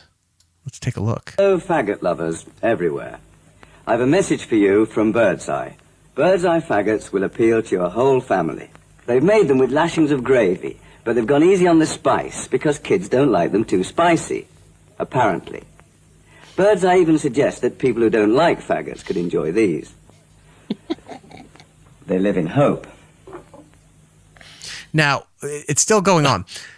They seem to be like some kind of meatball concoction. Like something like meat and gravy mix. In a heavy kind of sauce. Not like an Italian sauce or anything. They keep calling it gravy. They keep calling it a West Country style sauce, which I'm not familiar with what that is over in England. But apparently heavy spice. But this one is diluted of the spice because kids don't like the spice. No. By the way, did you hear the beginning of the ad, or it might have cut off as it started? Listen to how this might have to be a new show opener. Hello, faggot lovers. Birdseye, one of the biggest frozen food companies in the world. Oh my gosh. Yeah. Birdseye. Suggest that people who don't like faggots could enjoy these. They live in hope. So he's trying some. I mean, that looks like a pretty tasty meal. It looks like, what would be like, a meatloaf, peas, gravy. Yeah. Mashed potatoes. That could be right. All right. So I made a super cut because there's multiple ads.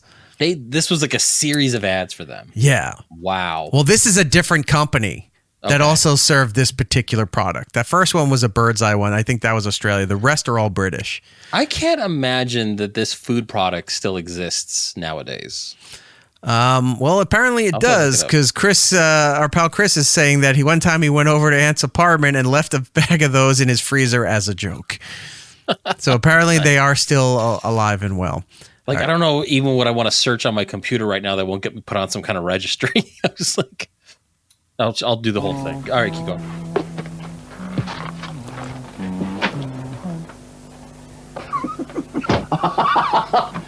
This guy's There's nothing funny about. He just came home and he's making like a frozen TV dinner kind of thing. Sure, a Hungry Man meal. Yeah, he's a constable. He is. He's a little tie. Listen. There's nothing funny about the taste of pork, liver and onions and tomatoes. Okay, that's what so it's pork, liver and onions and tomatoes mixed together. A tasty, rich West Country sauce. Except when you call it brains faggots. Brains faggots. What a name. What a sauce. What? So the name is funny, but not for the reason that it should be funny. Right. He's laughing because it sounds like you're eating brains. So stupid. Oh, there's more ads. So basically, this stuff is like a meatball version of like hot dogs, because it's just literally like the leftover cuts that they make, like pig's heart, liver, fatty belly meats, pork. What pig's heart and liver are in hot dogs? Well, I'm just saying, like, hot dogs are like the leftovers. Like, it's the lips and assholes. Like, that's the joke. This is kind of the same thing. You don't want what the dog's having. It's mostly snouts and entrails. Snouts. Snouts. Yeah. Here's another ad. Oh, this one's great. This is a family setting. Listen to the background of the kids. 1 or 2. Mum, do I like mushrooms? Billy! Faggots. Ken? That's not because he said it. It's because he's eating before everyone's sitting at the table to eat. Okay? Continues. I'm the only one who's got it. Billy! Look, Katie, a big ape. Hey, my faggot! Who's a big ape? Billy, you've got 5 seconds. Mum, this one looks like Uncle Roy. Get on with your meal. This looks like Uncle Roy. Mr. Brain's Faggots. A great meal all round.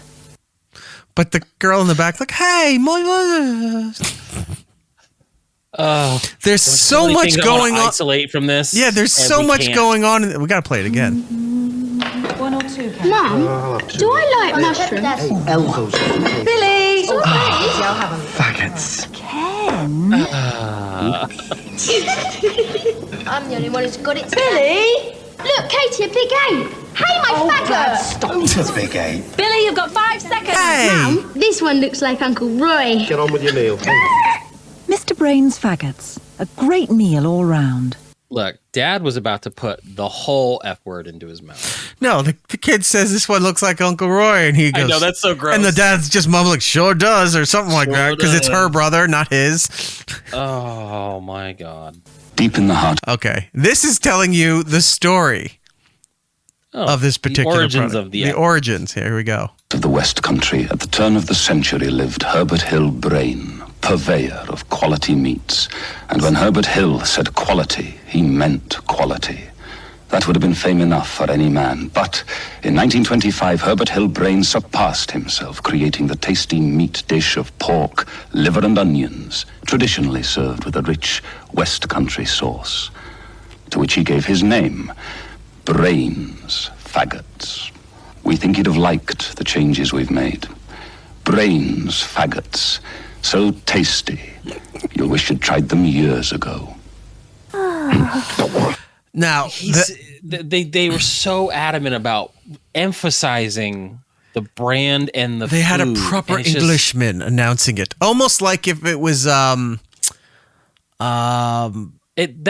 that one particularly looked like a Monty Python sketch. Like, that guy looked like he was like John Cleese. No, he looked like Michael Palin. Like at the cheese shop. That's right. Yeah, right. that kind of thing. Oh my God. But they got a proper Englishman to talk about the importance of how it's proper British people eating this stuff here. It does feel like when you see Spotted Dick, Yeah. another British favorite. It does feel like a Python sketch. You're right. It reminds me of like when Vincent Price would narrate things, and it was just ridiculous for horror. Not well that, but you know when he did. I had a stroke. This looks like Uncle Roy. You know, why do you talk like that? Like when he was doing the narration for Thriller. Yeah. Or when he would do the serious narration for some of the very horror proper. movies that he was in. I love him. Yeah. Brains Faggots, so tasty, you'll wish you'd tried them years ago. All right. This is the last one I could find in the series, so I don't know how long that these ads ran. The scary thing is this one looks like it could have been made, I think, in the 90s. Possible, but it also brings us back to the Asian stuff. For the radio audience, it's two panda it bears around. sitting in a forest, and they're having some kind of relationship issues. Look, I'm sorry, Wing Wing. I'm just not in the mood, okay? Don't be shy, big boy. I hot for your love. No, leave it here. A lot of people are watching. I guess they're at a zoo or something, or a preserve where people are watching. While She's this is doing the going on. worst Asian accent. Yeah. Yeah, what's all this then? Where I come from, Mr. Brain's Faggot are prized as powerful aphrodisiac. You know, when they said you are a giant panda, they're not kidding. Cheers, Dog. What we do Saturday night. Okay. So much to deal with. I like the names on the bowl. Yeah. Vince and Wing Wong, or what does it say? Wing. Apparently he couldn't get it up, so they couldn't satisfy. He wasn't in the mood or whatever to satisfy her. She gives him these meatballs because it's supposed to be an aphrodisiac. Then it cuts to them in the cave after fucking. And then she's like, when they said you were a big panda, they weren't wrong. So now she's complimenting his dick size after he ate these poorly named meatballs. This is an ad that ran on TV. I'm not even kidding. They still make Brains quality meatballs here. If I can get my hands on them, this is going to be a consumer thing. I'm going to drive for consumer. You have to say it like the British guy.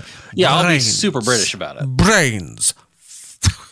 We'll do commercials for Brains while we're also doing the British playlist, the show that we're going to do. Okay. Oh, very good. I'd like to show you some other British stuff. Okay. Since we're going in that direction here. This is, I follow a lot of food accounts. Surprise, shocking, right?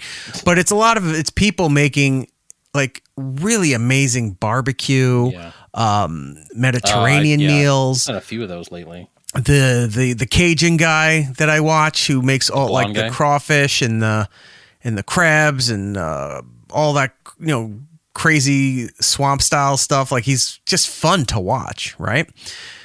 So when you follow a lot of these accounts, they also offer up other accounts that you might like. And this one happened to show about brisket being made in the UK. Now, when you think of brisket, the UK is not what you think of Britain of people or anyone pretty much outside of the United States making this correctly, right? Because you have like the Jewish mother style brisket, which was just cooked and very rarely seasoned or whatever, or you get like the Texas style brisket or other barbecue style brisket, or even like pastrami, corned beef, those kind of things. This is a food blog thing. They went to a place that I think they ruined the brisket, as only the UK could do. How many friends would it take you to finish this? I've seen this. Okay. So the brisket here, they make this perfectly seasoned brisket. They cut off the top and then dig a hole out of the center of the brisket here. And they start filling this thing with some kind of mac and cheese. And the parts that they cut out of there, they're making into burnt ends, sauced and whatever. Look, they fill it full of mac and cheese, put the burnt ends back on top of it. I don't know what this sauce is in there. I don't think it's a cheese sauce. It might be, but it's off-colored, so I'm not 100% sure what it is. So they're drowning in the sauce, green onions, and they're serving the entire brisket with all this other shit on top of it. Like the brisket is now a bread bowl. Yeah, you're not going to get me on your side on this one. I would eat this, and I would enjoy every bit of this. If they cut it up and served it with the burnt ends and the mac and cheese and everything on a plate is one thing. You bring it like this, yeah, I'm screaming. What did you do to the brisket? Chris in the chat saying it looks like Russian dressing. I mean, it could be. I don't know. I guess I'm losing it. Everyone says this looks great. This looks tasty. It looks awesome. I thought they ruined the brisket here. Am I wrong? Yeah. In this case, you are. That looks delicious. Chris saying I would stage dive into the platter like I needed to survive. Right. Maybe I am wrong. I thought this was a horrible way to serve it. All that stuff together on a platter would be one thing. Oh, Giddles is with me. It's what nasty. does that guy know about meat?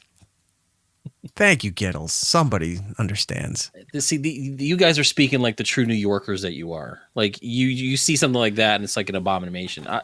Abomination. Abomination. I would eat that whole thing. See, Rex Kramer is also saying this is a crime against good meat. Yeah. Serve it with everything on the side together. It doesn't need to be gutted like a bread bowl, like you were eating spinach artichoke dip. You know what? Get me Rex Kramer. I love that. It's great. Thank you. Oh, Rex Kramer, you've got the daily you've got the prescription for the daily blues. Gabby has another. Gabby. It needs tagine. I'm banned. Gone. I think it looks good. Mm-mm. All right, I'll take your word for it. I have some other food things I want to show you, and let's see what else we hear. Do you know when you think of hot dog styles? You know New York, right? The Coney Island style hot dog. We know the Chicago style hot dog. There might be a couple other places that are known for hot dogs that might be of note. I can't think of anything outside of New York and Chicago being the pretty much the dominant ones for hot dog styles. This came up that Seattle has their own hot dog style. Are you aware of this? I know a while back we went through, they had like a list of all these various hot dog styles. I don't remember Seattle being on that list. Yeah.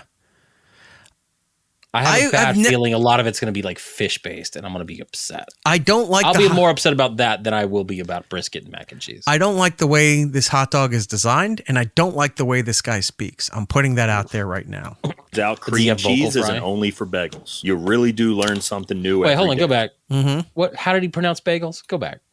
Turns out cream cheese isn't only for bagels. You Bagels. Begels. Bagels. All right, this guy has no credibility already. Yeah, I already want to just throw that beer can right at his face. Right. Really do learn something new every day. 30 years ago, Hadley Long operated a food cart in Seattle. After hours of partying and rocking out the local bands like Nirvana, Soundgarden, and Alice in Chains, Seattleites wanted hot dogs. But Long didn't want to be a hot dog guy. He just grilled a hot dog bun and covered it in cream cheese.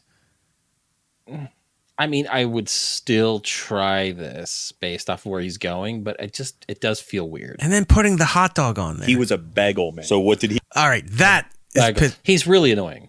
Guy. He was a bagel man. So what did a bagel man? He's a bagel man. It looks like he's putting pickles on there too. What did he do? He sold bagels and cream cheese with a hot dog stuffed inside, and people went shit. Okay, so now the chili sauce is where I lose it. All right, I like the pickles look good, bacon looks good. I even like the onion crispy crumbles on the top. I think the cream cheese feels weird, but I'm okay with it. It's the chili sauce I don't need. Yeah, so the hot dog, grilled bun, smothered in cream cheese, hot dogs put on there, pickle slices are put on there. Looks like bacon, right? That was bacon he put on there. Looks like a big slice of bacon. The fried onions. And now he's covering it in a chili sauce. Loved them. When the city started cracking down on street vendors, a couple local restaurants picked up Hadley's idea. The Seattle dog was there to stay. Wow. Cream cheese on a hot dog. An all-beef hot dog, Philly cream cheese, pickles, bacon, crispy fried onions, and sweet chili sauce. 9.3. You have to try this. I promise it will blow your balls off. What city's next? Balls! Always with the balls. A lot of balls in this show today. I would, for me, and I know you don't like jalapenos, I would have gotten rid of the pickles, replaced it with jalapenos, and not done the chili sauce. So you get the bacon and do like a jalapeno popper hot dog. And I think that would taste much better. No, that also sounds terrible. Well, yeah, I know you're not. Gil's saying there's a spot in New York City that's done this for the past 20 years. I'm sure. I'm like, there's all kinds of food you can find in Manhattan from all walks of life. Why you would want this is beyond me. Casey in the chat saying, get rid of the pickles and add raspberry chipotle sauce. I'm going to have to ban you too, because that sounds terrible. That sounds awful. I don't know. The hot dogs and the sweet, it just doesn't feel right to me. No. None of this. I mean, at least I can see your point with the jalapenos, because it's almost like you're making a poppers or something like that. Popper, yeah. Yeah. But all of this just looks atrocious. I can't. I don't. And I wrote to the comment on this guy's account. I said, I don't know what's worse, this disaster or the way you say bagels. Bagels. Bagels. Bagels. He was a bagel man. No, he wasn't. Not at all. Yeah, I don't like the way he says that. No. It just made me upset. We're going to go to North Hollywood here. I follow a lot of food vendors. I always find them interesting. The people on the street that have their food trucks. There's a guy we talked about, I think, on the last show or two. Or so, we made a mention. The one in Alexandria. Yeah, where you bring your own food up to the guy. And the guy cuts the bag open and starts making your own gyros. It's like you bring him a marlin and he'll give you like a taco out of it. Right. And it's fantastic. Yeah, it looks fun. I found this guy. he was getting burritos in North Hollywood at an area that just is known for food trucks being parked there. And I would love to do that in LA. Going out there. I mean, we did it a little bit in San Diego, but I'd love to do that in LA, to go find authentic Mexican food. Yeah. From the food trucks, because it's got to all be amazing. Well, check this out. He's going and looking for burritos. When you order your burrito at this pop-up, I'm going with the Cali burrito with lots of al pastor, fries, and cheese sauce. So it's kind of unique because they give it to you open. Then you go over to their salsa bar, fill it with whatever you want, take it back to the guys, and they'll roll it up and wrap it with professional precision. Just look at that monster. And here's a few things they're known for. The torta cubana gets a little mayo and toasted up on the flat top. The al pastor gets wrapped up in caramelized cheese. Lettuce and tomato go down first, followed by the cheese and meat, the ham, the weenie, that egg, the milanesa, which is a deep-fried thin. At that point, when he's showing this particular one, it looks like they're making fun of food bloggers. Mm-hmm. But like, what other weird shit can we keep putting on there? So they're making like almost like a Cuban sandwich burrito. But they have the pork and the cheese all fried up. That looks like an omelet right now. Looks so good. Then they put the ham on top of it. And meat. And more cheese and meat. The ham, the weenie. The hot dog doesn't need to be on there. Like, I would not want a hot dog on a Cuban sandwich. Yeah, but it's not a Cuban. He said the something Cubano. It's their version. An egg. Yeah, look, there's another omelet on top of it. It's getting to be too much. Milanesa, which is a deep-fried, thinly sliced piece of steak and topped off with avocado. They'll cut it in half if you want, and look at that. You're telling me that the hot dog and the other thing throw you off so much that you wouldn't eat this? I like all of those things, not together. Like, that is too much. You have steak, you have ham, you have authentically seasoned pork, multiple cheeses, an egg omelet in the middle, hot dogs. I don't need all of that stuff on there. Like it's sometimes I'll sit here and I'll say, you know what? I'm going to let Eric have his opinion. This is not one of those times. There is nothing wrong with this. There is nothing to complain about with this. It's too much. There's nothing to be upset about with this. If you're complaining about this is too much, you have problems, sir. This was fantastic. Maybe I've grown as an adult, you and I can not share on the outward direction. Maybe mentally, I've kind of grown where this is too much. Like this is a very like shake your fist at the sky kind of moment where it's like there's no reason to be upset about this. Food needs to bring you together. Right. If somebody had this, I would take a bite. Yes, I would try it once. I'm not buying it to try it, but I would try it if somebody offered it to me. I like all those things. That is too much together. That's just too much. Chris is going crazy in the chat here. Hold on, let me see. Okay, hang on. I went to a food truck in Comac. That's on Long Island. It was on the news. This crazy bus on a crooked hill road that people line up for. And honestly, I was disappointed. I expected much more flavor for that. It can happen, but if you're going for Spanish style food in Los Angeles, there's not going to be a lot of misses on any place that you try. At least I think like it's going to be it would be great anywhere you go. Right. The Guatemalan meat isn't seasoned like Puerto Rican or even Mexican cuisine. Pork was pork, didn't jump at you. I have to do a review on it eventually. Okay, you do all that. Anybody else saying, it seems like this sandwich is okay, but has too many flavors for me, confusing. Yeah, that's what I'm thinking. There's just too much. Oh, Miss B's in the chat. She's saying, no way, I'm with Eric on this one. Yeah, I like all of that stuff, just not together like this. And then all you need is some dumb food influencer goes, then I dipped it in a spicy queso sauce. Oh, and you're like, all right, that is way too much. I don't know. Where is here? Jared is saying it's their gimmick sandwich. It's supposed to be too much. Yeah. That is a fair point. Yeah, you're not going to go. This is not a daily eat. You're not going to go get this as your breakfast. Like this is like a one and done, and it's okay for these things to exist. Try it. And move on. Never get it again. And then stick to just regular tacos and burritos. Right.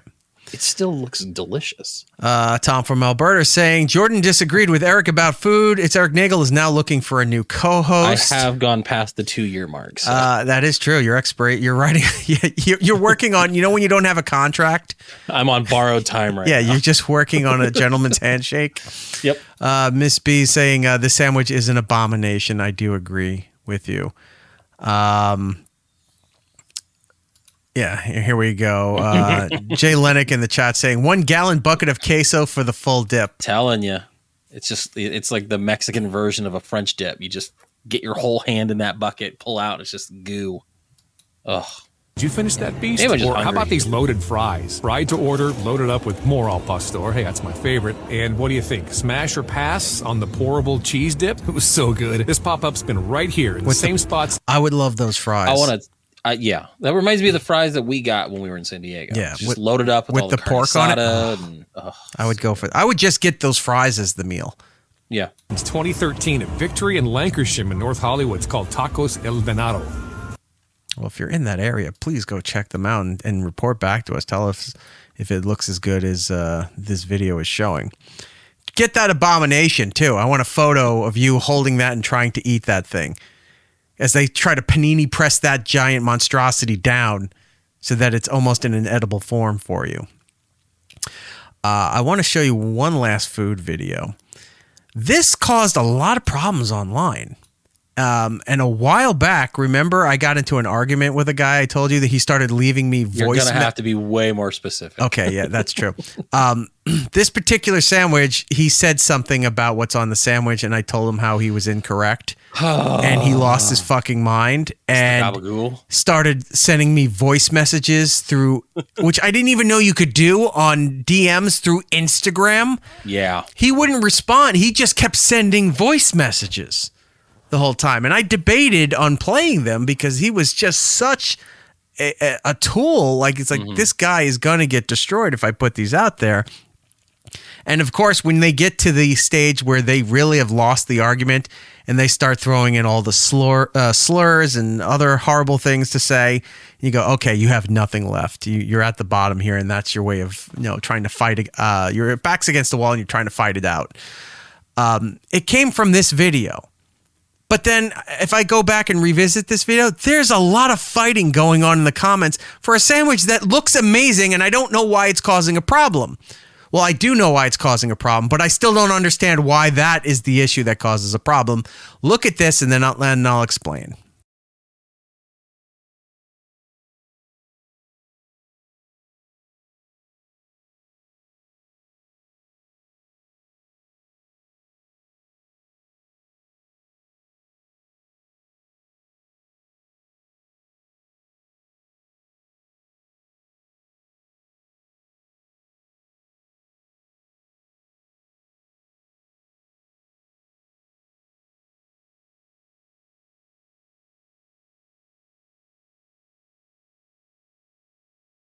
Up until this point, it's just like if you just got an Italian hero, right? Or just like a salad. Well, now this is what he's making it a salad, but like everything that he put on there is what you would have on an amazing Italian hero, right? So he diced and sliced this whole thing up, and it's chopped up like a salad right now.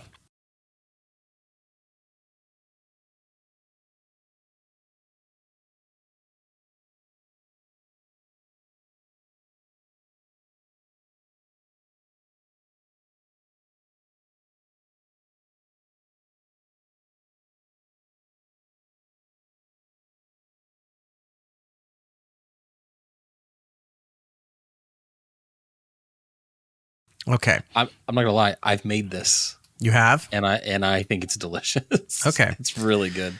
So there are so many people on there saying you do not put mayonnaise on an Italian sandwich. Like a lot of people screaming that you do not put mayonnaise on Italian meats and stuff like that. You put, what were they saying that you put on there? Pesto or something else. I forgot what they were saying. The fact that you even said mustard would have just thrown you into the pit with me. When I said incorrect, mayonnaise definitely belongs on here. Well, see, I like mayo. I'm not saying change this at all. I would just say like I think maybe a little mustard on top would be good. It could be. I don't. But yellow mustard. You're reaching uncharted territory here with that. Let's talk about what we know and what has been happening. There is such a giant pushback for putting mayonnaise on any kind of sandwich that has Italian meats on it. People lose their fucking minds over it. I don't understand the hostility. I don't get it. I think it should be on there. Preston C has gotten blocked from the chat for saying Miracle Whip, of course. How dare you? Those words are never to be spoken in this realm. It's the tasty zip of Miracle Whip. People know this, like Rex in the chat says, like, yeah, it's the antipasta salad on a roll. Yeah, that's places that do make that sandwich. Jay Lennox in the chat saying, when I was growing up, my mom would make this as a dip for parties. That sounds amazing. That sounds great. I would do that. Yeah, Giddle's even saying, yeah, it's just antipasta salad on a roll. I get it. I see nothing wrong with it. I don't know the mayo hate. Like, I think mayo's delicious. And Giddles is saying, like, I do mayo with the olive oil and vinegar. I do that all the time on Italian sandwiches, all right? My subs, all the seasonings. I don't do the salt on there because all the meats are so salty. You don't need fresh salt on there. A little pepper, maybe a little Parmesan. Yeah, any of that stuff. Mm-hmm. All of that's good. Giddle says he makes it with the oil and vinegar, and he goes, they get mad if you break spaghetti. Yeah, that bullshit too. If you can't fit it into the pot, it's being snapped and put it in there. I saw a video of a guy who would take spaghetti and like he would go sit in like somewhere in Italy as people were walking by and would just snap it right with it. And then like the looks they would give this guy, like, what the fuck is this guy doing? Yeah. They really like they take that to heart. And it's you can't do that. You can't do any of those things. Okay, you gonna make this meal for me? No, then shut the fuck up. There shouldn't be certainly like these rules to eating food and cooking. Like, right. Just enjoy what you enjoy, man. Yeah. Don't need this nonsense. We're not gonna have time for disasters because we got to get into segment 2 and get out of here. But I have a couple more videos here to show you something too that might make you happy. Some reactionary videos, commentary videos, if you want. Giddles, if you're around next week, if you want to pop on, we'd love to have you. We were going to talk about that article about the outrage against giant sandwiches. So if you're around, Chris, even if you're around, if you want to pop on the show and talk about that, he's a rather large man who is a sandwich connoisseur. I'm gonna one up this a little bit. If we can make it work where it all looks like we're eating a part of a 6-foot party hero while we're doing this article, that would be fantastic. All right, I can make that happen. I'll get my section. Okay, I'll get mine too. Doing a sandwich show. Yeah, I think that'll be good. Which video is that loaded? I can't tell. It might be this one here. Okay.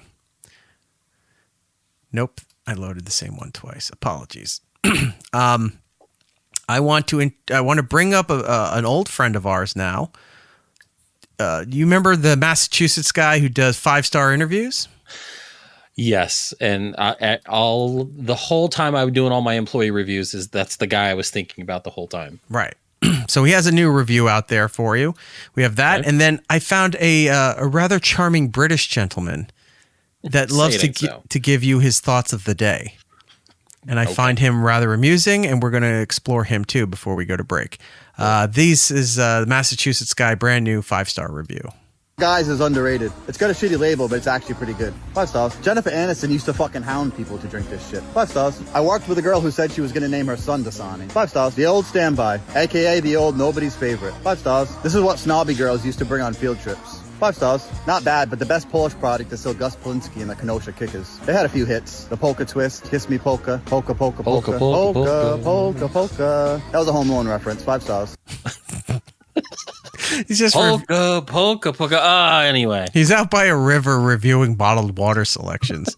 Pretty good. The guy's great. All right, we're gonna take a break. When we come back, segment 2, television, movie, streaming updates. We have so much shit that we didn't even get to last week, and more stuff that happened this week.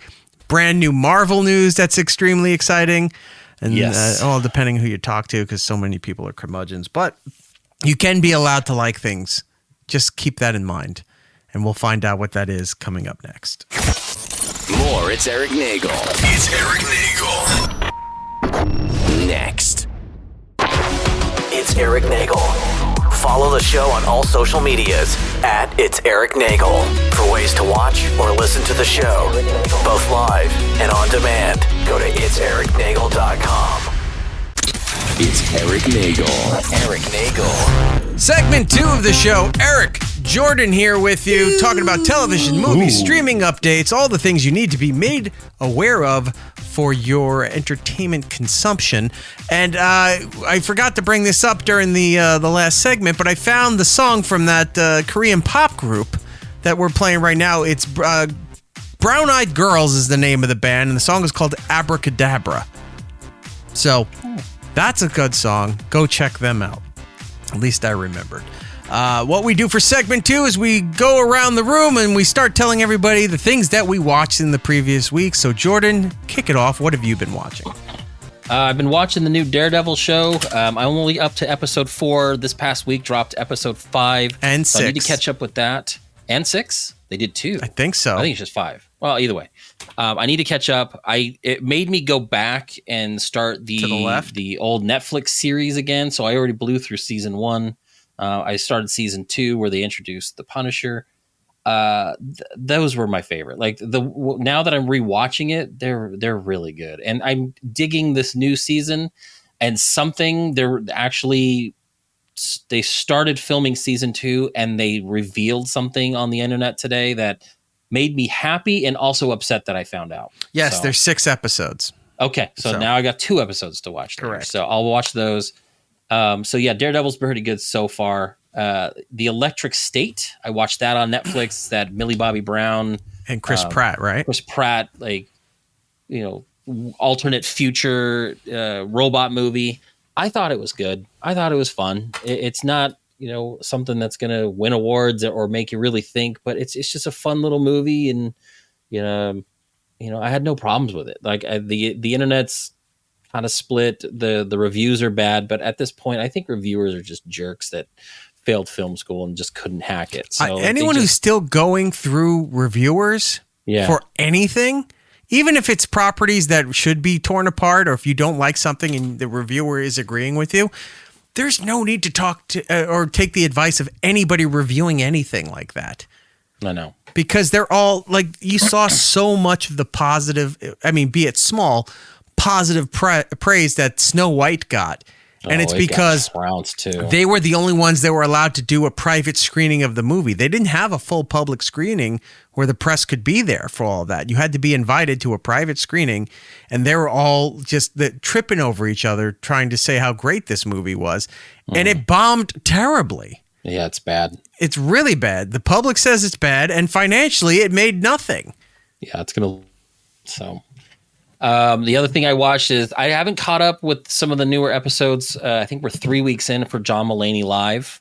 But I did watch the episode where Cypress Hill played with the orchestra. Mm-hmm. And I thought that was really good. It makes I haven't watched any of the John Mulaney yet. I have it bookmarked. I have to watch it. I just watched the first episode. But the Cypress Hill stuff was really good. I guess they're releasing the London Symphony Orchestra concert that they did in the UK. They're releasing it video on demand, or you can rent it or something like that. That is going to be something I'm going to watch once it comes out. I did watch Mickey 17, that Robert Pattinson movie by the director Bong Joon-ho. Okay, I thought it was okay. I think it was a little long. The first half felt a little weird. The second half was more fun. I think it's also going to lose money. I just don't think anyone's going to the theater anymore, which is kind of a bummer. Like, I love the theater experience, but we are seeing these things just go right to streaming so quickly. And no one's going to these things, whether it's good or not. Like, I think Mickey 17 is a good movie. No one's just going to go see it. Well, it's kind of, we can jump to it right now. We're talking about things going to streaming right away. That John Lithgow movie. Mm-hmm, The Rule of Jenny Penn. Yeah, was out. They just announced about it 3 weeks ago. They just announced it's going to Shudder. And Today. I said to you, this is airing, well, not tonight, but it'll be this Friday. Right. And I said, was it that bad? Did it go? And you said they did it as a limited run. Probably my theory is probably for like Oscar credit or something, some kind of award qualifications that it was in the theaters. You said it was made by Shudder, financed by Shudder, so that's why like producer financed. Yeah, going right to it. So that makes sense for a limited run because they're a smaller company. It's like what's that other horror company everyone loves? A24? Well, A24 is not 24. so much a horror movie. Like they're more indie flicks and stuff like that. But a lot of their movies were more horror based, like a Hereditary and some of those other films. But yeah, A24. But you see what I'm saying? A lot of the audience that would like Shudder and some of those other things love A24 movies, and they spend a lot to make those movies, and they go right to platforms because they're smaller independent productions to do that. Where you get Disney and Universal, and all of a sudden within a month they're back on Disney Plus, they're on Peacock, they're on Hulu. It's like, what the hell happened? Yeah. Well, another one that I know you had said that we talked about it before we went live is Late Night with the Devil was another Shudder produced. I loved that movie. Film. Yeah. That went to the theater for about 2 weeks and then got put on Shudder. So, I mean, the Shudder is doing these things where they get these low budget movies that may not get the run that a bigger budget movie would get. They'll throw them onto the theater for a couple weeks, make, a quick buck, and then they go to Shudder. Yeah. And it brings people to that streaming platform. And it's a great platform. I love it myself. $8 a month, and you get a lot of old horror movies. You get some of the new stuff. Where Evil Lurks is a Spanish horror zombie type film that was on Shudder. That's fantastic. I don't know if Giddles a lot of is good stuff on there. I don't know if Giddles is still in the chat, but we were talking before the show. We were talking about a movie going on Shudder years ago when Giddles was still on the show, and it was some kind of like, I don't know if it was an alien or if it was just creatures, but they were made out of cars and stuff. It was like a vehicle horror movie. Transformers. I wish that The was just an GoBots. abomination. GoBots the movie. I would prefer GoBots the movie now compared to the Transformers shit that Michael Bay put out, which was It's terrible. like Psych Hills running around. Yeah. Like, this is ridiculous. Be great. That big giant Well, the transforming thing was that easy they to had. animate because there was just two moves. Yeah. You didn't see all this other shit. It was just like, I'm just going to go down. Right. I can't think of the damn movie, but I remember the one scene in the movie that was in all the social media ads and everything was just somebody standing like on a trash pile or some kind of hill, and then like they're in the foreground, and then in the background this monster thing comes up that looked almost like Truckosaurus, from The Simpsons coming up there right behind it. It was some horror movie that Shudder had that involved vehicles like as robots killing people or something. I mean, that sounds great. That's something I would watch. I'll have to go back and look. Anyway, what else have you been watching? The other stuff, actually, I haven't really been watching much after that, but I have been listening to a lot of music lately. Like new stuff has been dropping. Gay. The big Sleep Token, who just announced a big North American tour that sold out literally the day they went live. Put out a single called Emergence. Okay. I'm really liking that. That's a good one. This one's a fun song because like it starts off kind of slow, then they go into a really cool beat that's syncopated where it's a 4/4 beat, but like the snare comes in a weird spot and it throws you off. Like it's really, really off. But what's really cool about it is at the end of the song, it goes into like a weird 80s saxophone song, and it's super good. So I've been listening middle to of the song, it just starts going. That would be fun. That'd be fantastic. You and I just talked about Lady Gaga. Her new album Mayhem's out. I've been listening to that. I think it's actually really fun. It has very 80s vibe to it. Some songs almost sound like Prince, like something Prince would have put out. Mm-hmm. I haven't heard the whole album. I've heard pieces of Abracadabra, and I don't know if I really liked it or not. I don't like that one as much, but there are other songs on there that I think are a lot better to showcase. I think that one's just the more radio-friendly radio play one. The other ones are actually really good songs. So I'm not a huge Lady Gaga fan, but I'm really liking this album, which is kind of cool. And then the other one, Coheed Never Cambria, just put out their third album in their 5-album run of a new storyline called Father of Make Believe, and it is fantastic, and it makes me very excited to go see Father of Mine, where did you go? Yeah, but they just redid it. And apparently Bartholomew in the chat is saying new Linkin Park song dropped today. I'll check that out. I'm also going to that concert in September as well. So yeah, that's what I've been watching and kind of listening to. So that's it for me. For what I was listening to, I got stuck in the car listening to that TTYLXOX song. Ugh, so I forgot Less Than Jake put out a new album not too long ago. Yeah, so I just bookmarked that. I'm going to start listening to that. I've been getting a lot of that stuff lately too. Like before the show, when you were asking if I was listening to reggae, I was listening to the Pie Taster. Yeah, I couldn't really hear what you were playing in the background. It sounded kind of reggaeton. Reggae-ish. Yeah. But yeah, I've been going back through my ska punk playlist stuff. Me too. Just because it brings you back to better days, better times. It really does. I finished Severance. I finished season 2. I need to finish it. I need one more episode. Interesting. I love the reactions online because there's a lot of people that are just hating on the show for saying that it's slow, it's boring, it's not doing anything. It's like the new show that everyone is allowed to hate, so they're doing that online. That's weird.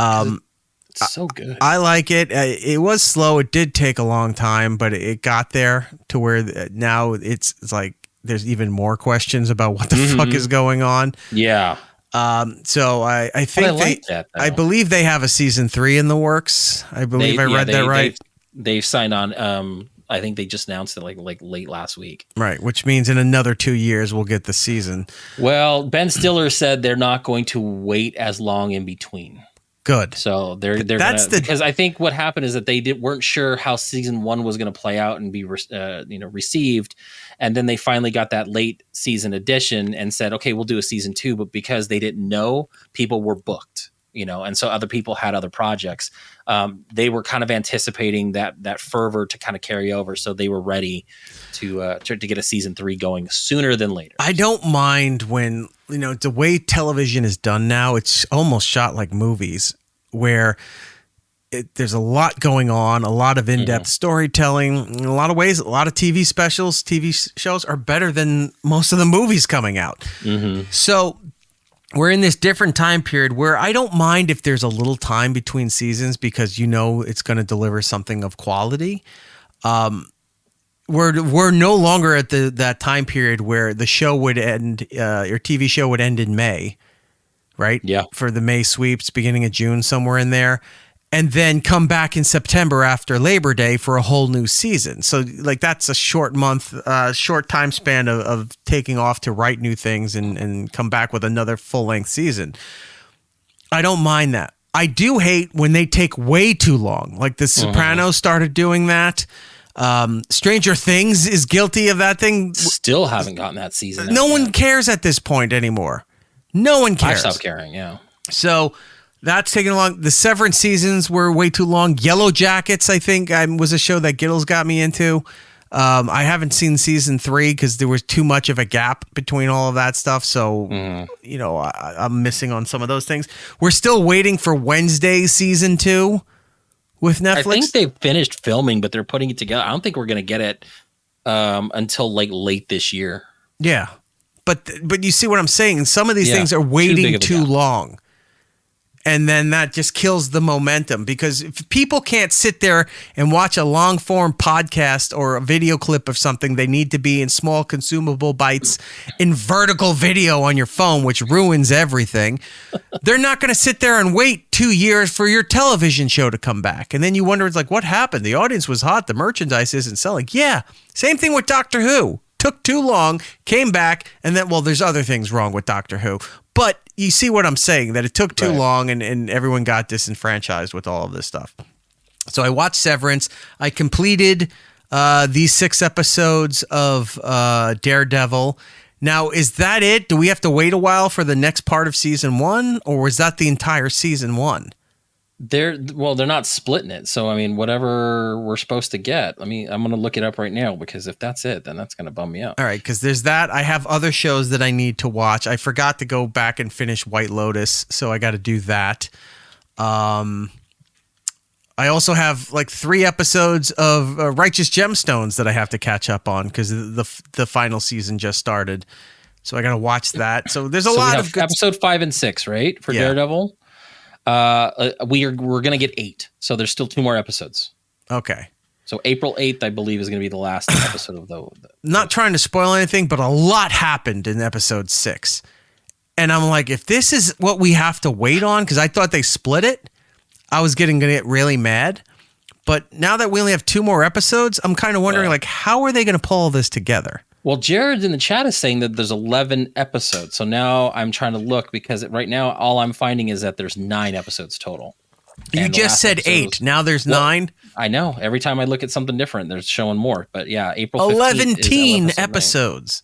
35. Well, it was supposed to be an 18 episode run originally when they started all this, and then they had to gut everything and redo it all. So a lot of the information out there is way off. So, all right. So that's what I'm watching. Plus, I've been playing a new video game a lot and thoroughly I've enjoying seen it. you do that. Yes. Oh, you have? Oh, because Steam rats you out. I forgot about that. Steam in Discord because you have it linked. Ratchet. Yeah, I so every forget time I jump about that. on, I'm like, what is Eric playing now? He's like not shoplifting. He's not doing this. He's what is this? The repo game that you were doing? It's a lot of fun. I've seen it pop up on my Steam. There's a lot of jump scares. It's dark. It's a lot of fun. It's definitely you could do it solo, but it's definitely a game you have to play with people. You put me onto another one. I think it was you where you were talking about. I think it was when we were talking to somebody about where you go and inspect cabins that might be haunted. The Cabin Factory. I kind of want to play Cabin Factory. Yeah, I got to get that too. I watched somebody play a little bit and then I turned it off. I'm like, I don't want to see anymore. Like, this is a ridiculous premise, but it's kind of funny fucking at the same time. Creepy. It's like Japanese style or Korean style horror creepy. Oh no. Yeah. There's that. Weird and then there's another game that's sort of like it. I don't know if it's the same people, but it's in the same genre. I think it's called Doll Parts or Doll Factory. Oh, that's probably going to be too creepy for me. And you get dolls that come through the machine. You have to test it and then see if there's shit wrong with it. There's something inside of it, whatever. But it takes it a step further than Cabin Factory. I had to switch the flip to evil. Yeah, it pretty much. Yeah, it's kind of like that. But then there's other shit happening. Like you're doing all this stuff in a factory that has other shit happening while you're doing all of this stuff, right? Oh, Repo's only $10. Grab Repo. Yeah, that would be a lot of fun. If you get it, we could play it. There's another game. I'm forgetting the name, but it's on my wish list. It's about you're working at like an Amazon warehouse. What do they call the fulfillment centers? Yeah. And you'll get an order and it's like, all right, you're in the office, you get all this stuff. All right, now you have to go into the warehouse to fulfill the order. So you're thinking like, all right, I go down to this section, this level. You know, you've been in IKEA. You know where it's like you got to go to this part of the warehouse, look on this shelf, this number, there's the part, there's the thing you're looking for. But the fulfillment center is creepy and shit's trying to kill you. Is it Order 13? It might be. It's a horror sim set during a night shift at an Amazon-like warehouse. Yep, that's it. That's the one. It's Order 13. Yeah. So in the office, doing the fulfillments, going through the computers and everything, it's perfectly fine. The second you go into the warehouse is when shit's trying to kill you. And you have to go and fulfill the dumbest orders and avoid zombies and aliens and demons and all this other nonsense. Mind you, before we started the show tonight, we were talking about Shudder and some of the horror movie stuff. And Eric says to me, I'm really not into horror movies. I want to get Shudder, but I'm not into horror. Every game he's been playing for the last 2 months jump scare terror games. Horror games. Yeah, I don't like the slasher stuff. You're an enigma, my friend. I guess so. Mr. Butterballs is in the chat saying, yeah, I play this game called Work Simulator. I do it every day. Yeah. Oh, go to this next comment. I play that too. Power Washing Simulator. They announced Power Wash Simulator 2, and the amount of excitement that I got to like hose down a giant T-Rex statue. I shouldn't be this happy about it, but Power Wash Simulator 2 is coming out, and I'm very We're excited. in a very good time with video games where the consoles are aging out. Even like the PS5, which is only a few years old, is already it's like 5 or 6. This thing came out around the pandemic. And yeah, so within past that. Okay. The Switch is what, 8-10 years old? Yeah, we're getting a new Switch this year though. Okay. But the point being that the game, like I used to buy the next console all the time so I could play all the new games and what have you. That doesn't matter to me anymore. I have the old Xbox One. over there, and I only keep it because I'm eventually going to hook it up. I got to still play that Lego Dimensions. I have all those things they gave me, and I never played it. Yep. So that's why I'm keeping that unpacked. But the Switch, I don't play with it anymore. You know, there's really no reason for it. Everything I can find is online, either through Xbox Game Pass or Steam. And unless there's something specific that I want, like there's some titles that if I had a PlayStation, I might be interested in trying, but there's not enough of exclusivity PlayStation titles to make me want to spend the money to get a PlayStation, right? I can get all this stuff on, and having Steam access opens it up to all these other weird games you would never get on a console anywhere. And I've been having Japanese more party girl panty simulator. I don't know, but please send me your game clips of you playing. I would like to check that out. I will tell you, I downloaded a free game that's embarrassing that I got it, but it's hilarious because I wanted it. Okay. It's the Kentucky Fried Chicken Love Simulator, where you play a person going to culinary school and you get to hit on a very young Colonel Sanders. It's fucking hilarious. And it's all chicken based, and it was put out by KFC. It's on Steam? It's the funniest thing I've ever seen. And it is a game. It's a sim game. All right. I'll send you the link. Please do. I will go check it out. Chris in the chat, I play Overwhite Diabetes IT Guy Simulator every day. I keep unlocking new levels. Chris, you are a gem, my friend. I love these simulator games. Like these are fun things to do in my house. We have the burger simulator that we play time to time. I saw you guys with Girk playing the burger simulator. I've done lawnmower simulator. I don't have that one. But I have this other one that I haven't played yet, but I want to do it. They have supermarket simulators. Yes. Where you can build. Is that the one where the kid was kicking the guy when he was trying to grab his Fruit Loops? Damn it. I meant it. All right. Remind me next week. I had that on my list of clips to pull, and I didn't pull it. Made me laugh so hard. I have it. We got to show you this video game where this guy's coming in trying to grab Fruit Loops. buy cereal at a bodega and just winds up killing people. I think it looked like a VR game, which probably those are always fun. But we'll leave it at that. We'll bring it to the show next week. You're right. But yeah, playing all these video games, Steam has become like a blessing to me.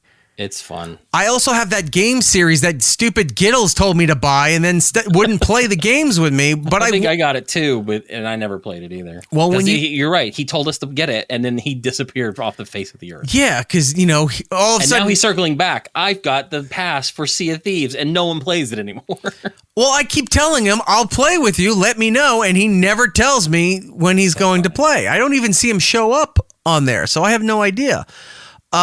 I'm pulling up my library here. The game, it's a whole series called We Were Here. Yeah, We Were Here. There's We Were Here 2.00. We Were Here Together, We Were Here Forever. It's a whole series of stuff. You can't play the game unless you have a second person. And he's like, no, I want to play this game. He convinced me to buy the thing and then never played it with me. So I would like to, if you've got that, Jordan, we should definitely do that. The simulator I was talking about is called I Love You, Colonel Sanders. Okay. It's hilarious. I will look for that. I also have Escape Simulator, which has been adding new things. They've been updating. In fact, there's a Escape Simulator 2 coming out, which is escape room stuff. It's a lot of fun. Yeah. Back rooms. And then I had there's all these weird. There's a new We never played Lethal Company. Like I want to play Lethal. Yeah, we could do Lethal Company. There was a back rooms game that is the crew that cleans up the back rooms. So they took it that far. So when all the people wind up in the back rooms, these people are watching from monitors or in break rooms or whatever, and watching these people go through those horrific slides and monsters killing them, whatever. Then before somebody else spawns in the back rooms, this is the hazmat team that has to come and clean all the shit off the walls that says run, do not go down this tube. They got to scrape all that shit down before the monsters come and get them. That's funny. Like, it's just continuous levels of insanity. There was a game that was recommended to me called Moral Dilemma, The Interview. So I have that for some reason. I don't remember why. Anyway, a lot of video game talk there. Yeah, it really is. Coming to the show soon for more extensive video game talk, our pal Brian Shea is back with Game Informer. I heard. I didn't Big know if it was news this official. week. I knew it was huge. Game Informer is back at 100% capacity. Craziness. The company, every employee they had to lay off, every single person is back. They left their whatever corporate tie-in that they had, and they found a new financial backer, and they're now back as strictly as an independent entity. It's awesome. You really never hear a story like that. No. And I saw something online, and I right away, I'm like, are you back there? And he goes, yeah, I am. He was so happy. I would love nothing more than a previous company I worked for and said, hey, we realize the error of our ways. We need to bring you back. Because one, leverage with money. Two, I get to go back and doing more radio stuff again. You know how happy I would be if they brought back video stores and I got to go work at Blockbuster for just like a couple nights every Jordan's now and then. Because picks. I loved work. Like it was some of my happiest times, just chalking movies, slinging videos, and then just watching stupid shit like Cannibal the Musical after hours while we were closing up. Like it was just so happy. Because you could see Jordan's picks and right next to them, Eric's picks. And how my movies are just so ridiculous to make yours look ridiculous, even though you put thought into what you like. Oh, yeah. I was curating like a crazy person. Yeah. And then he keeps just like Femalien 2. Yeah. 1 month, it's just all those shitty knockoff movies that are like softcore porn stuff. Or just like Atlantic Rim. Yeah, You're something like doing the that. shittier versions. Yeah. All of that stuff would be there. And then Gleaming the Cube would be like the only legit movie. Gleaming the Cube. Yeah, we would both pick it. Fighting over who had the better picks. But see, I would have like the alternate title that they never really released. It was called A Brother's Justice. And then yours is a Gleaming the Cube. Yeah, that's I really don't know actually that. how it happened. All right, let's try to get through this because we ran super late. We'll go through it. In theaters right now, Snow White, Ash, A Working Man, Death of a Unicorn. I might want to see Death of a Unicorn when it comes out. I saw one trailer and then I've seen the poster for it. I'm like, I kind of want to see this. Yeah. Paul Rudd. What is that? Ortega chick in an A24 Jenna Ortega Unicorn movie. Yeah. It looks funny. Well, I don't even know if it's supposed to be funny. Like it looks interesting. Over on HBO Max, Paul American. What is that? It's the Jake Paul and Logan Paul reality TV show on Max about them and their family life. I'll give it. I saw a trailer for it the other day. I'm like, this looks dumb. I'll watch it. I'll give it. To so we can comment on it. Like we said, Shudder, The Rule of Jenny Penn, starring John Lithgow and Tucci. No, Jeffrey Rush. Jeffrey Rush. Thank you. Over on Disney Plus, Moana 2, and then the Mufasa, which is the prequel to the Lion King story. Yep. Over on Netflix, this caught my eye. It's called The Twister, Caught in the Storm. Again, this is one of those bad, Skinamax types of looking movie. It doesn't look good, but it's hilarious. I didn't think it's like a Skinamax movie. I thought it was I'm just saying it looks low quality. Like Storm Hunter kind of things. Right. But some of the shit in the trailer looked pretty good. I'm like, there's a lot of destruction, so I want to check that out. Den of Thieves 2, and then Bert Kreischer has his new special out called Lucky.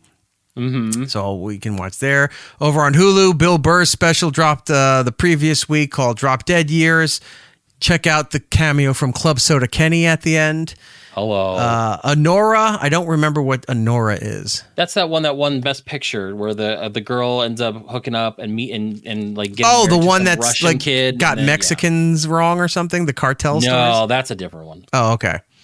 Then I don't know what it is. And then A Complete Unknown, which is unknown to me. What is that? That's that musical documentary with Chalamet in it. Oh, the Bob Dylan story. Yeah, Bob Dylan story. Okay, yeah, I do want to see that. Over on Peacock, Wicked is there. And then on Disney, Hulu, ESPN Plus, one of those platforms, a new WWE it's not a reality show. It's more like a documentary interview show starring Stephanie McMahon called Stephanie's Place, where she talks to legendary wrestlers, goes out and to their places where they live, experiences that they have. It looked pretty in-depth. It looked pretty cool. Some of the ones I saw, like Stone Cold, Undertaker, Punk, CM Punk's on there, so I will check that out. In theater, oh my God, April is next week. April is next week. So if we want to skip this, we'll beef this up for next week, and that way we'll have. But in theaters next week, The Luckiest Man in America. That's that movie about the documentary about the guy who cheated Press Your Luck. Mm-hmm. So it was not enough to make a documentary movie about the guy. Let's make a fictional movie about the documentary about the guy who ruined the entire game show operations in the United States. And then the week after that, we haven't watched this trailer too. I purposely didn't watch it because I thought we were going to watch on the show. I didn't do it. Season 7 of Black Mirror. I haven't watched it either. So we'll have to watch that for next week. Over to the news segments here. I'm going to bring this one up because I don't know who would watch this and who would care. MTV announced that it's not even the MTV Movie Awards anymore. Remember? Because the VMAs wasn't enough. They had to have the Movie Awards too. Mm-hmm. And they were on during the summer, right? Yeah, I believe so. But then it morphed into the Movie and TV Awards, which that's a red flag. Will not return. They're not bringing it back. Who's going to miss it? I told you that I heard that MTV is being sold. I guess they haven't finished the deal yet, but MTV and Comedy Central are going to be sold off. The VMAs are still happening, but the Movie Awards and everything else are gone and done. Who's still watching that? I don't. There's no relevance to it at all, but they're gone. Who cares? Jordan, tell us about the Marvel stuff. This is a big one. And this got announced, I believe, yesterday. Marvel basically announced the Avengers Doomsday cast, adding a lot of very surprising people. So they did about a 5.5 hour live stream. They kind of started going through like the director's chairs, and they would have actors' names on the back, and they've appeared in some of these other films. Now, what I'm going to do is I'm going to go through the cast. Now, the ones that aren't on this list are Tom Holland, Chris Evans. They're not a part of it. But we got Chris Hemsworth, Tom Hiddleston, Anthony Mackie, Paul Rudd, Letitia Wright, who became the female version of Black Panther, Simu Liu, who was Shang-Chi, Danny Ramirez, who appeared in the latest Captain America movie. He's the replacement for the Falcon. Winston Duke, who plays M'Baku from the Black Panther series. Sebastian Stan, Florence Pugh, Wyatt Russell, who is a U.S. agent. David Harbour's coming back as Red Guardian. Hannah John Kamen, who plays the character Ghost. We got Lewis Pullman, who is Bob. We all know him is going to be Sentry. Then some of the big surprises that came in: Patrick Stewart playing Professor X, Ian McKellen, James Marsden is showing up as Cyclops. I am so excited, not just for Patrick Stewart making a second appearance in the MCU, but that Ian McKellen is showing up as Magneto. That I'm very, very surprised about, because he's getting up there in age. Like, he has been, he's returning for like some Lord of the Ring thing, and he's like, "Look, I'm getting old, man." Like this. But it makes sense because was it the end of Ms. Marvel? Mm-hmm. They made Rambo. She wound up in the other universe with Beast. Oh, the Marvels. Sorry, yeah, because Ms. Marvel was the TV show, and the Marvels was the movie. Yeah. So the Marvels, she wound up in the X-Men universe. Oh, yeah. And you saw Kelsey Grammer as Beast. So this is going to be from their side. Well, we've got Rebecca Romijn is coming back as Mystique. Right. Alan Cumming as Nightcrawler. Kelsey Grammer as Beast. This is the one that we saw at the end of that thing. Channing Tatum's coming back as Gambit, which makes me happy because I think in Deadpool and Wolverine, he was a fun addition. It made sense. I laughed. And they're giving him another chance to be Gambit, which is great. Fantastic Four cast is coming. Pedro Pascal, Ebon Moss-Bachrach, Joseph Quinn, and Vanessa Kirby. This one threw me off, but I'm actually kind of interested. It's Tenoch Huerta Mejia, who plays Namor in the Black Panther.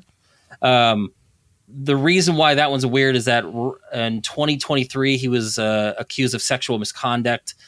He claimed that it was all false and completely unsubstantiated. Obviously, Disney doesn't think that's a big deal, so they're bringing him back as Namor. They showed Robert Downey Jr. at the end, basically saying shush, and then they posted something right after. This is the thing the Hollywood Reporter had, right? Yes. Okay. So they came and said, 26 actors were announced, and Marvel said there's always room for a couple more. So they are leaving some big names out. Maybe they haven't signed anybody. Maybe they're actually trying to keep a secret for a change. Who knows? But this is a stacked cast. We still don't know the storyline yet. A lot of people are alluding to Doctor Doom and Battle World. And,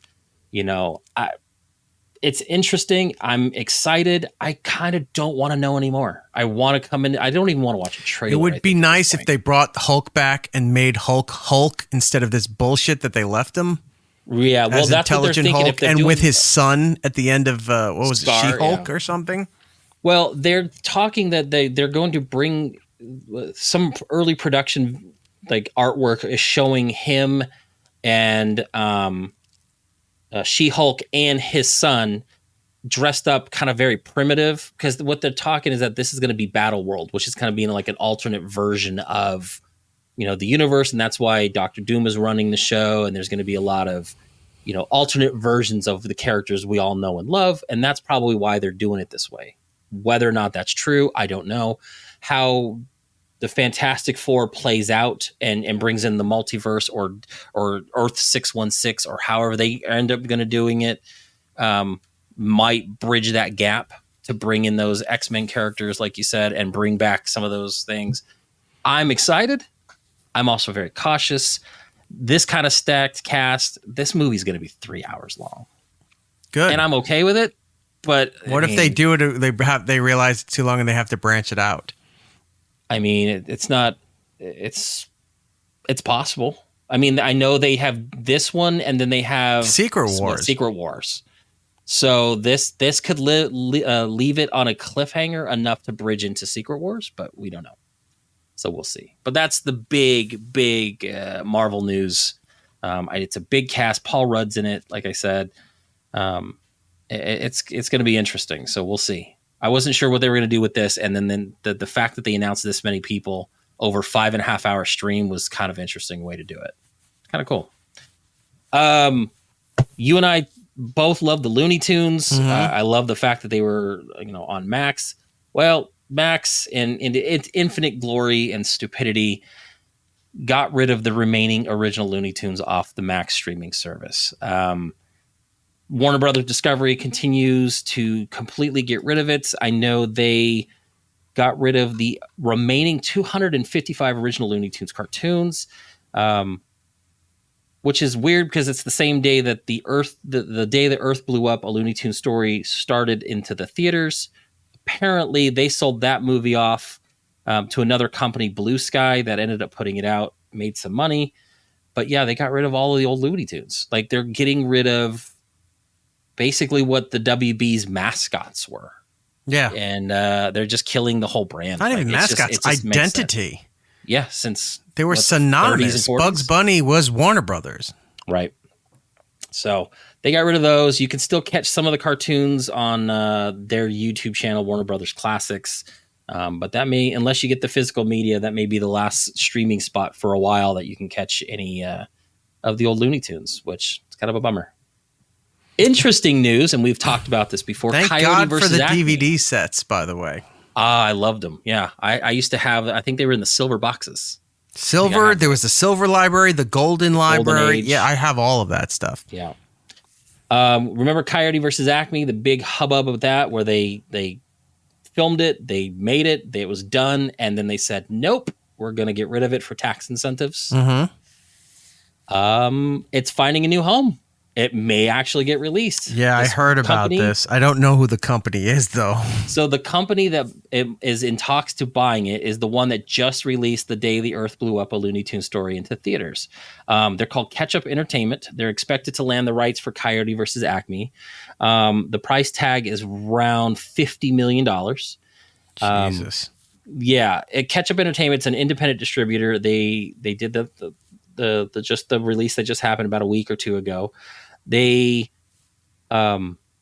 looking to buy it and they're going to release it, which I don't understand, since the reason why Warner Brothers got rid of it is for tax reasons. Is there a time frame that they weren't allowed to do this and then they can shop it, or are they going to get hit with a tax issue?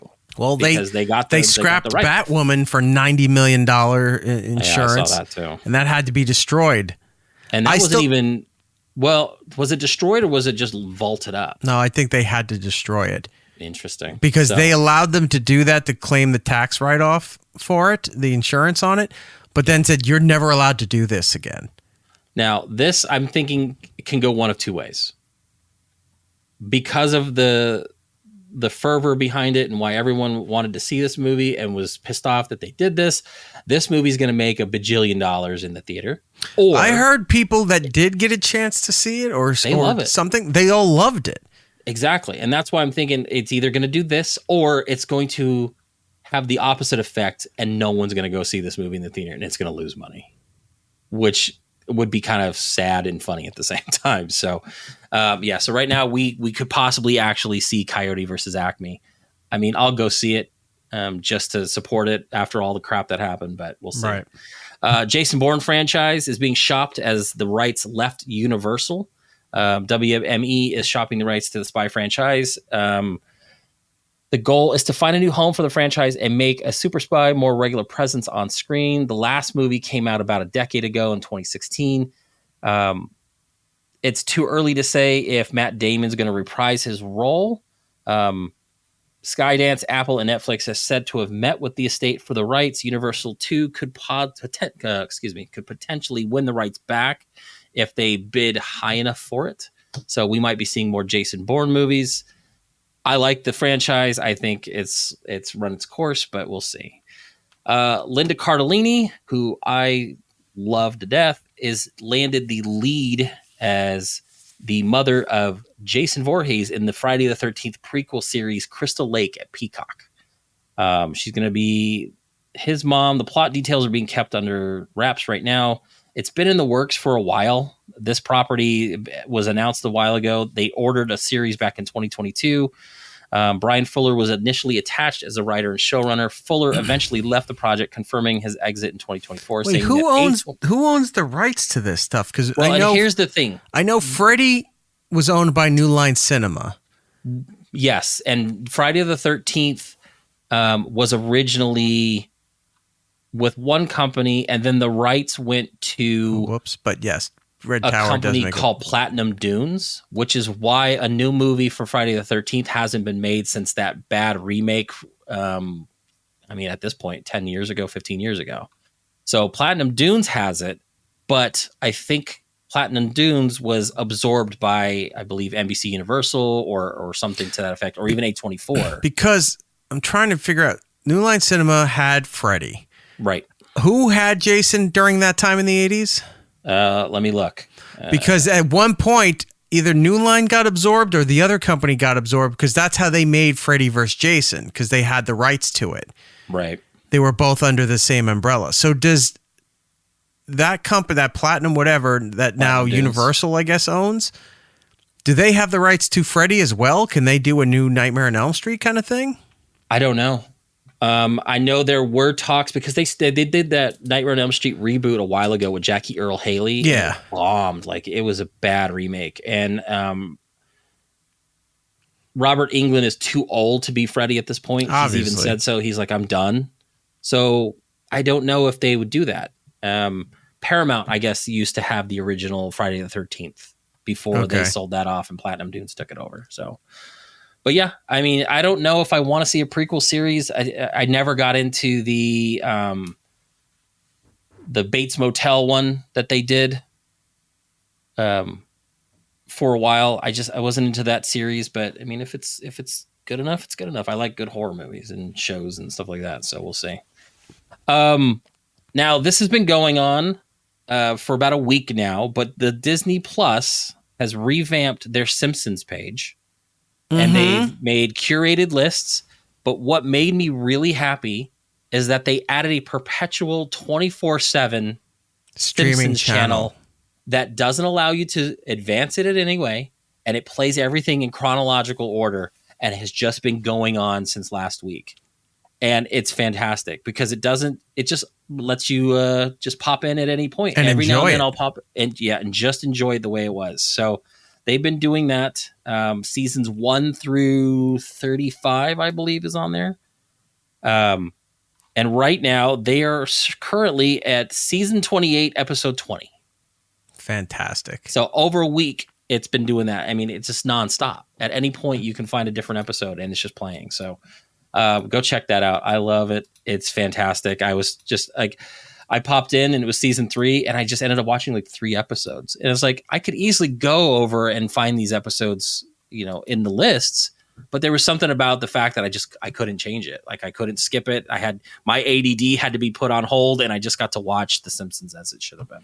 I watched it. I was watching a couple times last week, and fully enjoying it. Sure, yeah. I almost kind of wish they would insert old commercials in there and just make me realize like that was the old way of doing it. Yeah, old sitcoms that used to be on Fox that changed every Sunday because they couldn't keep a show that could fill the gap between Simpsons and Married with Children. Mm-hmm. Did you ever watch the first Coco movie? I did. All right. Did you like it? Yes. Well, they're making a part 2. Bob Iger revealed during a shareholder meeting last week that they're planning on making Coco Part 2 for a 2029 release, which is a weird date to say. The sequel reteams the original filmmaker, the director, and the story writer. No details, obviously, are out yet, but yeah, they're shooting for 2029, which is good. I like the first movie. That's 4 years from now. Why? Well, animation, man. It takes a while. Then you got to get a voice cast together, and then, yeah. You have the voice cast. You can just hire the ones that did the first movie. It's not like you're trying to find unique voices to fit the character development. You have everybody. And I guess, don't record in the same room like they used to anymore. They just record when they can. I know that when they did Raya and the Last Dragon, that was during COVID. I mean, Awkwafina was sitting in her closet recording stuff for Disney.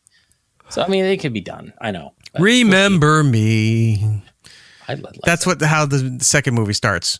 We came out a decade ago. Remember me. No, we don't. No. Did you ever catch up on Only Murders in the Building? No, I got to do that too. Okay. Well, they're currently casting season 5, and Renee Zellweger was just added to the cast. They don't know who her character is going to be. She's going to be a reoccurring guest role. They have announced joining Steve Martin, Martin Short, and Selena Gomez, Christoph Waltz and Keegan-Michael Key are going to be in season 5. I like Christoph Waltz. I do too. I want him dressed up as a Nazi. That would be fantastic. But yeah, Renee Zellweger's joining the show. I put this in here just to wrap up for a little bit of video gaming news. I know we were talking about Nintendo and the Switch and all that stuff and how you don't play it anymore, but they did a big Nintendo Direct today. That's their little platform. Instead of doing like E3 stuff or big things, they just do these little chunks. Today, they did a showcase and they showed off Metroid Prime 4 Beyond, which is kind of cool. I guess Samus is going to have like psychic powers to get through all these little different puzzles and stuff like that. I loved Metroid Prime series. It was that first-person Metroid game. They said it's going to come out in 2025. This game has literally been in development hell for like 8 years now. In fact, I had a pre-order for Metroid Prime 4 probably for 5 years, and then Amazon went and canceled everybody's finally. Like they just said, we don't know when it's ever coming out. Get rid of it. But the big news I think that came from this was virtual game cards. So do you buy things digitally on the Switch, right? Depends. Like you don't buy the physical game and some games I did. I bought the physical game. But you have some of those digital versions, right? A couple. A few. I think for the sake of the story. Uno's on there and then something else, but everything else is I bought the a couple years ago they had the Mario Day sales. I bought the that one Mario game that came with Bowser's Castle thing with it too. I love that game. Yeah. So they're going to do a system update next month in April that allows you to treat your digital games like physical games and lend them to a secondary Switch or share them with anybody in your family circle, which means like with me and my kids, like that Mario game, I don't have a physical version of it. So my son can't, unless he uses my Switch, can't play that game. I can lend him virtually over Wi-Fi a virtual game cart that he can keep on his Switch and play it. It comes out of my library. He gets to play it as if I handed him a physical copy. And then if he, after about 2 weeks, if he hasn't sent it back, it goes right back in my library. It's fantastic. It's a great way to handle digital releases. Very surprising considering Nintendo has always been very tight-fisted with their digital content and not being able to share things and do stuff like that. the fact that they're doing that is a huge thing for digital gaming. I know with Steam allows that now too. So if you have people in your friends list, like if I added you to my family, we can share games that we've been playing and bought. So like that's kind of cool. But Nintendo doing it is actually a really, really interesting thing.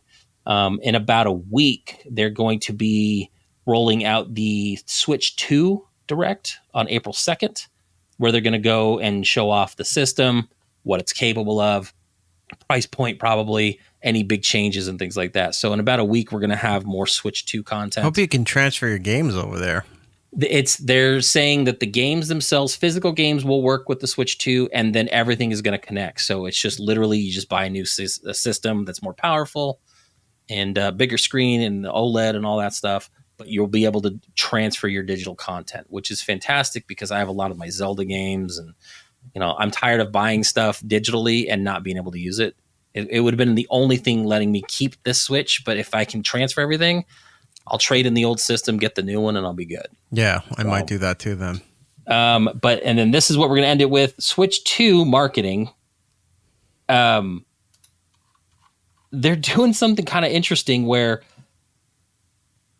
they're going to be promoting the Switch 2. You're going to see a lot of the logos happening over the summer, but baseball season started today. Who cares? But what's cool is that the Seattle Mariners announced that they're going to partner with Nintendo to do the team's first ever official jersey sleeve partner, which means Nintendo's logo for the Switch 2 is going to be on different players' sleeves starting March 27th today.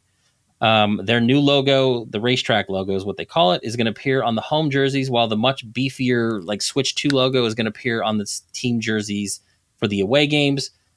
This will make the Seattle-based team the first in the MLB to feature different marks for home and away games. So they're going to be giant Nintendo logos on MLB jerseys for the first time, which is kind of interesting cross because baseball promotion. never had advertisements on the jerseys. No. And Seattle being in Washington and Nintendo's there too. Yeah, they're Redmond and stuff like that. Yeah. So it's going to be interesting to see how that translates to other companies starting to advertise on MLB. Well, WWE switched it up when they when they went to Netflix.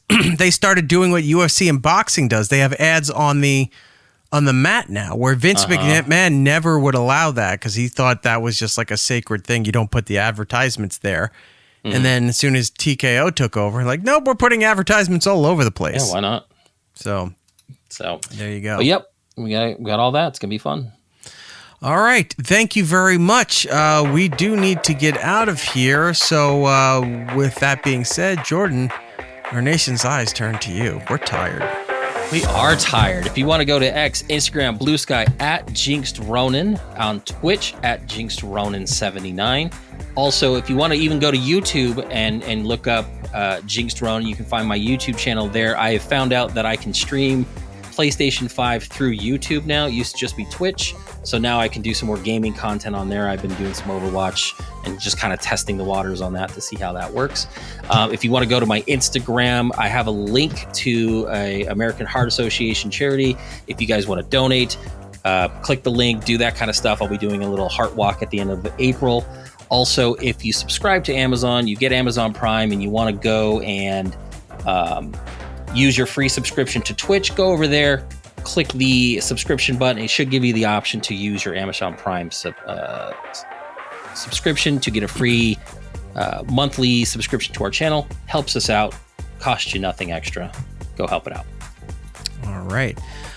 For me and the show and all that kind of stuff, it's Eric Nagel across the board on all the social medias. Oh, that is you. Not. That's me. That's all me. There we go. Ignore Jordan and everything he just said.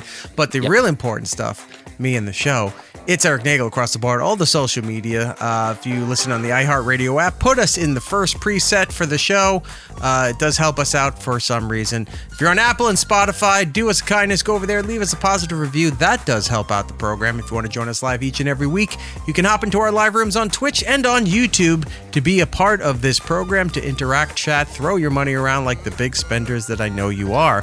If you can't do any of that stuff and just want to watch the video whenever you damn well have the free time to do so, all the video content is available on our YouTube channel at It's Eric Nagel. Also, I wanted to point this out. We're about 3 days left. Go over to radiohalloffame.com/nominate. And if you can go over there and do us a bit of a service here, I'm trying to get them, because this is the first time the Radio Hall of Fame has opened it up to public nominations. They never did this. So I'm trying to get the Opie and Anthony show nominated, because they do deserve to be in there. So if you can go over there, you have to fill it out by person, not by show. So if you could do Anthony Kumi, Opie and Anthony, Greg Opie Hughes, Opie and Anthony, Jim Norton, Opie and Anthony, fill those out there. Put those suggestions into that. We've got a lot of people doing it. We still need to do a lot more, and hopefully this works. To just get them nominated would be an amazing feat and an honor, so I would like to see that happen. Okay? Good. So until the next time, everybody, be excellent to each other. We'll be seeing you. He's Eric Nagel. Eric said it blows. Oh, well, if Eric said it blows. Alas, we're out of time.